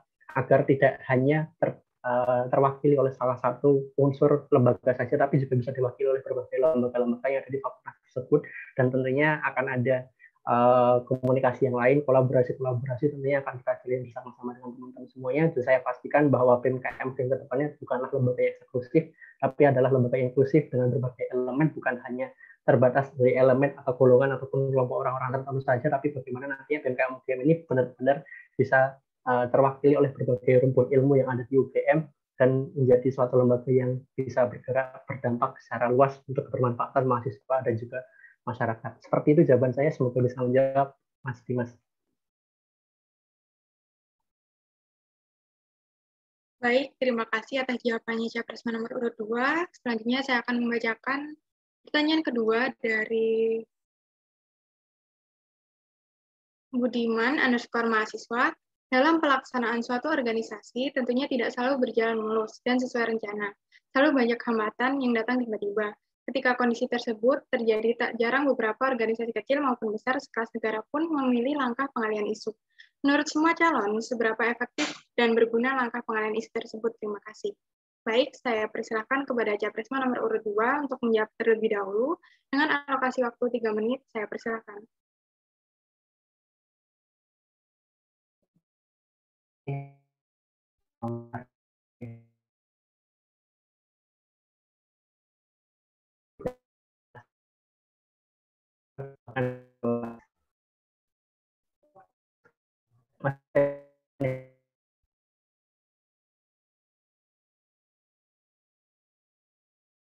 Semoga masuk ya.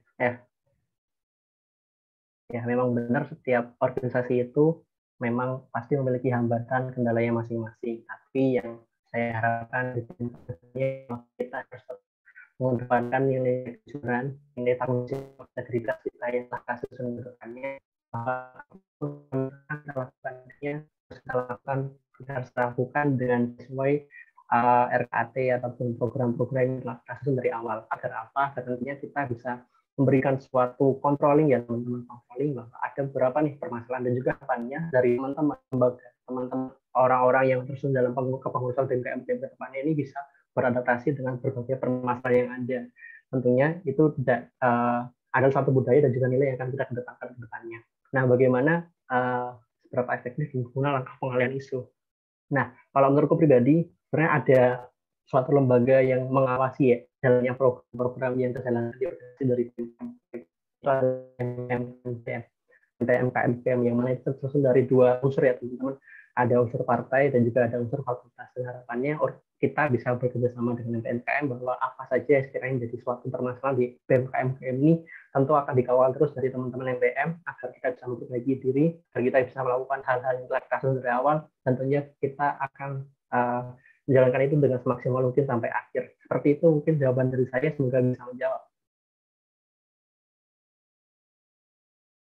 Baik, terima kasih atas jawabannya Capres nomor urut 2. Selanjutnya saya persilakan kepada Capres nomor urut 3 menjawab dengan alokasi waktu 3 menit. Terima kasih. Oke, terima kasih pertanyaannya Mas Budiman. Mungkin pengalihan isu itu mungkin bisa tergantung apa konteksnya ya gitu ya. Artinya memang ketika kita bicara soal isu mainstream, terus memang dalam bentuk pengalihan isunya memang kita juga ya konteks dari pengalihan isu itu adalah bentuk-bentuk ya untuk mengecoh gitu. Mungkin kita misal bicara soal apa yang dilakukan rektor, misal sosialisasi Omnibus Law gitu. Nah, kita bikin pengalihan isu misalnya. Pengalihan isu kayak tahunnya 2020 ya, kalau nggak salah itu Mas Sultan tuh ketika Mas Sultan itu diundang untuk menjadi pembicara dalam apa namanya? eh dialog ya, tapi jatuhnya kayak sosialisasi terkait Omnibus Law, ada Pak Panut juga. Ya BMKM waktu itu membuat pengalihan isu dengan bikin dialog diskusi sendiri dengan dosen-dosen hukum dan ekonomi yang concern terhadap hukum ketenaga kerjaan pada waktu itu ada beberapa Mbak Nabila, Mbak Laras juga kalau nggak salah itu ya bikin diskusi sendiri, itu bentuk pengalihan isu yang mungkin positif gitu ya. Nah, selama mungkin penggunaan pengalihan isu ini sifatnya positif, sebenarnya nggak masalah gitu, dan justru malah lebih efektif gitu. Nah, ketika kita bicara soal organizational management, justru yang salah gitu kalau misalnya kita menggunakan pengalihan isu untuk ya jatuhnya lepas dari masalah-masalah yang ada yang kita hadapi. Kalau kalau kayak gitu malah nggak berjalan organisasinya gitu. Nah, tapi kalau misalnya kita ada suatu apa ancaman atau threat gitu, misalnya yang kemarin soal Omnibus Law, sosialisasi Omnibus Law, kita bikin pengalihan isu dengan bikin diskusi tandingan atau bikin diskusi yang memang secara kolektif kita buat gitu, nggak, itu malah bagus gitu, karena pengalihan isu seperti itu malah justru bisa memberikan antitesis terhadap apa yang sudah dibawa oleh pemerintah dan juga disosialisasikan oleh rektorat yang justru sifatnya tidak ya politis gitulah, dan hal tersebut justru bagus karena menunjukkan independensi BMKM terhadap isu-isu yang ada. Jadi memang tergantung konteksnya seperti itu. Terima kasih Mas Budiman. Baik, terima kasih atas jawabannya Capres nomor urut 3. Selanjutnya saya persilakan kepada Capres nomor urut 1 untuk menjawab pertanyaan dengan alokasi waktu 3 menit. Saya persilakan. Terima kasih. Oke, menjawab pertanyaan dari Mas Budi ya. Yang pertama, kalau aku fokus pada mengartikan atau mendefinisikan hambatan itu sendiri. Jadi hambatannya bukan akan kita leveling dulu, kita identifikasi misalnya hambatan dari internal kalau memang cederanya itu berasal dari kesalahan-kesalahan internal, struktural, administratif. Ya menurutku itu jadi satu perbaikan cukup di internal dulu aja.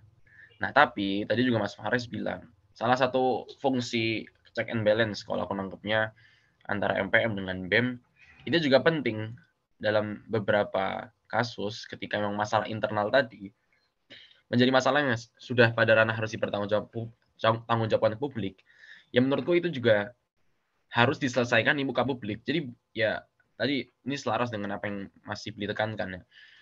Jangan malah ditinggalkan ya. Menurutku pengalihan isu ini jadi nggak relevan, apalagi ketika kita dapat mandat ini secara representatif, secara demokratis langsung dari teman-teman mahasiswa. Jadi malah menurutku masalah itu dihadirkan, bukan dihadirkan. Maksudnya dibuka sejelas-jelasnya, tapi sampai penyelesaiannya. Jadi jangan sampai masalah itu dibicarakan hanya sekadar akarnya, hanya sekadar latar belakangnya, tapi lantas tidak dibahas juga, tidak di highlight bagaimana menyelesaikannya dan resolusi kesimpulannya. Nah, jadi bagaimana misalnya lewat Kemenkoan jaringan tadi yang aku gambarkan itu juga mencoba mengelola opini publik, itu bukan lantas menjadi semacam apa istilahnya, jadi semacam pengontrol narasi, bukan, tapi justru kita mencoba mentransparansikan seluas mungkin apa yang BMKM kerjakan. Kebayangku ya kita bikin semacam BMKM News lah ya, KM UGM News lah Jadi apa yang ada permasalahan-permasalahan dan bagaimana penyelesaian itu kita paparkan betul. Nah, itu yang pertama kalau hambatan internal. Kalau hambatan eksternal, tentu akan kita tetap selektif ya. Seberapa besar ketika hambatan tersebut atau sebutlah persoalan tadi kita paparkan, kita transparansikan ke publik, mahasiswa, bagaimana dampaknya? Maksudnya apakah ada dampak positif yang bisa dijadikan satu pembelajaran? Kalau nggak ada ya lebih baik kita seleksi tadi. Kita sebutkan, bukan dialihkan, tapi memang kita tahan aja. Karena kan nggak semua harus dikomunikasikan secara langsung, ada waktunya, ada kondisi-kondisi tertentu yang mendukung hal tersebut. Jadi gitu sih. Jadi kalau konteksnya sebagai mahasiswa memang kita harus membuat momentum. Kita harus membuat isu sendiri katakanlah. Nah, tapi bukan maksudnya ketika kita pintar membuat isu, itu justru kita membuat pengalihan isu untuk menutupi masalah-masalah kita. Karena kita ini jangan sampai perspektifnya jadi semacam pejabat negara mahasiswa, itu salah besar. Tapi kita benar-benar adalah yang diamanahkan untuk menjadi pemikir dalam gerakan mahasiswa, mungkin dalam hal ini. Dan ketika pun kita udah punya isu sendiri pun kita tetap tawarkan lagi, kita tetap komunikasikan supaya hal itu tetap menjadi konsensus bersama. Terima kasih. Baik, terima kasih atas jawabannya, Japresma nomor urut 1. Selanjutnya saya akan membaca pertanyaan terakhir dari Faida Aulia, Faida_mahasiswa_. Sebelumnya, selamat sore untuk ketiga Japresma. Tadi sempat disinggung mengenai BMKM yang akan menjembatani kegiatan tentang riset dan penelitian.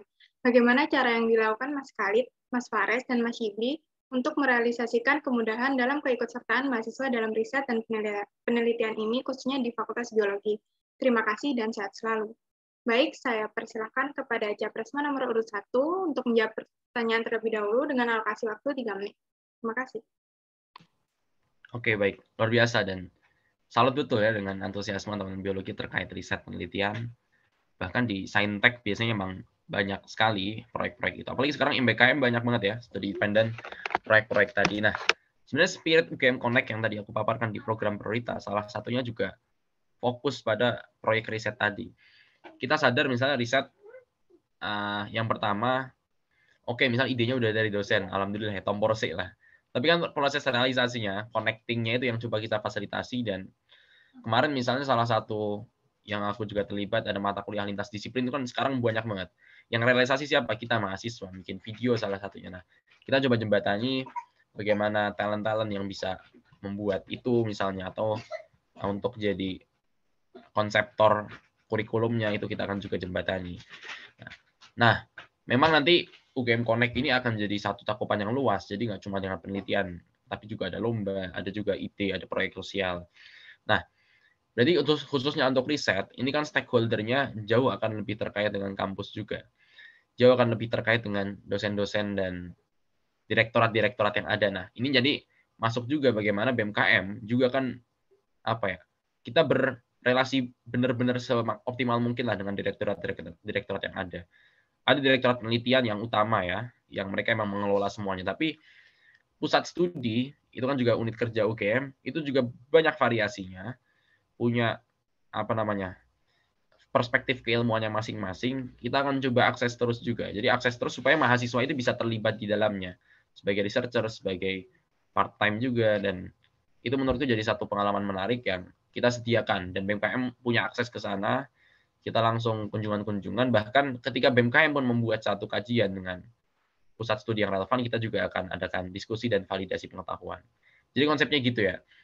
Bahkan kita juga lewat pengabdian desa, tadi ada Gamatur misalnya, untuk memfasilitasi mahasiswa yang suka riset dan tertarik untuk langsung punya impact ya, langsung punya objeknya ini di desa mitra, di kasus-kasus pedesaan. Kita juga akan wadahi itu, atau mau langsung terjun ke masyarakat-masyarakat marginal yang menjadi stakeholder-nya advokasi pengawalan isu regional. Kita juga akan fasilitasi itu. Jadi baik yang riset dengan dosen, riset yang sifatnya lomba, maupun riset yang sosial pro bono tadi, BMKM akan berkomitmen untuk memfasilitasi itu demi kemajuan pengetahuan maupun kemajuan pengembangan mahasiswa juga. Gitu, mungkin Mbak Wahida, ya terima kasih. Sukses selalu lah teman-teman di biologi. Baik, Baik, terima kasih atas jawabannya Capresma nomor urut 1. Selanjutnya saya persilakan kepada Capresma nomor urut 3 untuk menjawab pertanyaan dengan alokasi waktu 3 menit. Terima kasih. Oke, terima kasih pertanyaannya Mbak Wahida. Jadi agar kita bisa membuka, yang pertama membuka akses terkait kesertaan mahasiswa dalam suatu penelitian. Nah, yang pertama terkait akses dulu. Nah, salah satu hal yang mungkin saya tawarkan adalah bagaimana penambahan fitur di dalam si master gitu. Yang itu nanti akan memudahkan teman-teman untuk misalnya teman-teman yang ingin mendapatkan akses ke pembicara atau mungkin apa namanya itu semacam stakeholder terkait yang ingin dicapai dalam buat satu riset, atau mungkin teman-teman ingin mengikuti riset-riset yang dilakukan, proyek-proyek yang ingin dilakukan oleh dosen, nanti bisa dihubungkan lewat situ karena kita juga sudah bekerja sama dengan DSSDI dan juga Direktorat Penelitian di tahun ini agar ya bagaimana kemudahan untuk bisa keikutsertaan penelitian yang terkait di fakultas terkait gitu ya, bersama dengan dosen atau proyek-proyek yang terkait dengan apa namanya fakultas masing-masing itu bisa diupayakan. Dan itu lewat semester. Kita nggak perlu buat aplikasi baru, platform baru, atau mungkin website baru. Kita bisa memberdayakan semester. Yang harapannya nanti semester itu nanti bakal menjadi aplikasi layanan satu pintu untuk kebutuhan yang dibutuhkan oleh mahasiswa. Salah satunya juga riset gitu. Jadi teman-teman di dalamnya juga bisa benar-benar memanfaatkan dan memberdayakan fitur-fitur yang ada di dalam semester ini gitu. Mau teman-teman mau nyari teman untuk riset, teman untuk lomba juga bisa lewat situ. Teman-teman pengen buat semacam tim gitu juga lewat situ juga bisa, dan ingin bekerja sama dengan dosen dalam proyek-proyeknya dosen, misalnya riset kolaboratif dengan dosen gitu juga bisa banget lewat semester. Karena nanti juga apa harapannya di dalam apa namanya kerjasama ini juga cukup possible kalau menurut teman-teman dari Direktorat Penelitian waktu itu. Ya artinya nanti teman-teman bisa lihat lah hasil yang akan dibawa oleh si master ini seperti apa. Kemudian yang kedua adalah bagaimana daya salah satu program saya IDUGM itu nanti teman-teman yang ingin terlibat dalam riset-riset yang penelitian itu juga akan bisa diakomodasi gitulah kebutuhan-kebutuhan risetnya gitu. Yang itu nanti juga akan dikaitkan dengan mungkin pengawalan-pengawalan isu BMKM atau mungkin pengabdian-pengabdian masyarakat yang ada di dalam BMKM juga yang dilakukan oleh BMKM. Harapannya riset dan penelitian teman-teman itu sifatnya juga selain menjadi riset yang akademis, juga menjadi action research. Apa itu action research?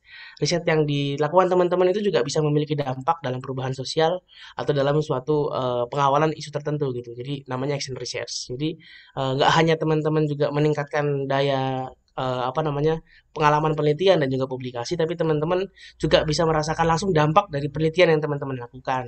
Seperti itu. Mungkin seperti itu dari saya. Terima kasih. Terima kasih atas jawabannya Capresma nomor urut 3. Selanjutnya saya persilakan kepada Capresma nomor urut 2 untuk menjawab pertanyaan dengan alokasi waktu 3 menit. Saya persilakan, terima kasih. Oke, baik. Saya mohon izin untuk off-cam ya, ini jaringan saya lagi nggak stabil. Oke, jadi terima kasih sebelumnya atas pertanyaannya Mbak Wahida Aulia Rahma. Sebenarnya bagaimana peran dari BMKM ke depannya untuk bisa membantu menjembatani kegiatan tentang riset dan juga penelitian ya teman-teman ya. Jadi sebenarnya pertama tentu peran dari BMKM akan yang sangat jelas adalah menyebarluaskan informasi teman-teman. Ketika ada suatu informasi yang sekiranya kita dapatkan baik itu dari mahwa, dari perusahaan-perusahaan atau mungkin dari lembaga-lembaga yang sekiranya membutuhkan bantu apa ya memberikan suatu tawaran terkait riset dan juga penelitian akan kita sampaikan juga kepada semua mahasiswa. Karena kita akan menyampaikannya melalui media sosial di BMKM, atau juga mungkin nantinya akan minta tolong ke teman-teman wakil dari lembaganya untuk bisa lembaga fakultasnya untuk bisa menyebarluaskan lagi informasi tersebut kepada tiap-tiap mahasiswa fakultasnya masing-masing. Nah, apa aja itu bisa berbentuk seperti proyek, ada tawaran kerjasama, tawaran riset dan lain sebagainya.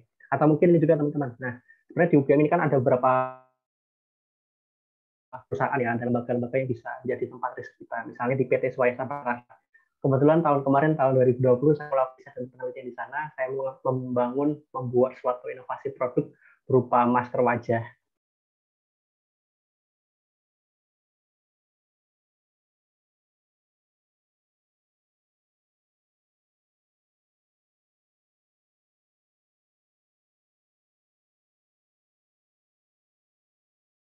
Kacang hijau. Nah, terima kasih invitasi kita riset dan juga penelitian. Selain itu juga teman-teman, ada salah satu program prioritas yang saya bawakan, yakni teman lomba. Nah, teman lomba ini bukan hanya suatu platform untuk mempertemukan orang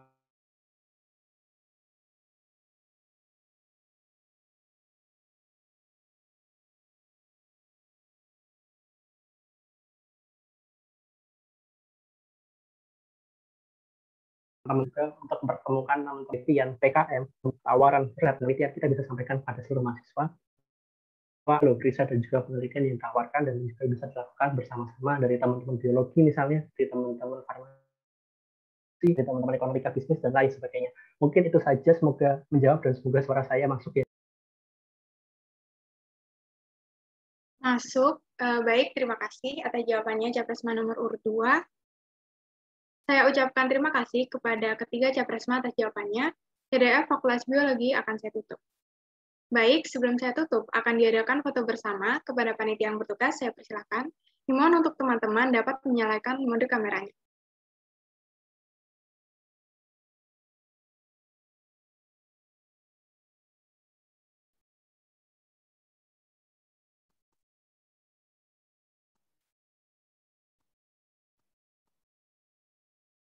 Baik, saya dari Divisi Media, izin mengambil dokumentasi. Di sini ada 2 slide. Bagi yang ingin menyalakan kamera terlebih dahulu, dipersilakan untuk menyalakan kamera terlebih dahulu.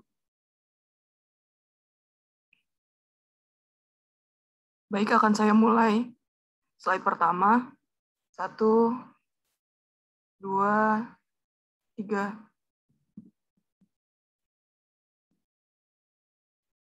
Dan untuk slide kedua, 1, 2, 3. Baik, sesi dokumentasi telah selesai. Terima kasih. Baik, terima kasih. Tidak terasa kita sudah di ujung acara. Terima kasih kepada teman-teman yang sudah mengikuti rangkaian acara TDF pada sore hari ini. Jangan lupa untuk follow media sosial KPUM UGM di IG @kpum.ugm, Twitter @kpum_UGM, dan YouTube KPUM UGM untuk update berita terbaru. Akhir kata, saya Anasti Prilasari, pamit undur diri. Wassalamualaikum warahmatullahi wabarakatuh. Om Santi Santi Om.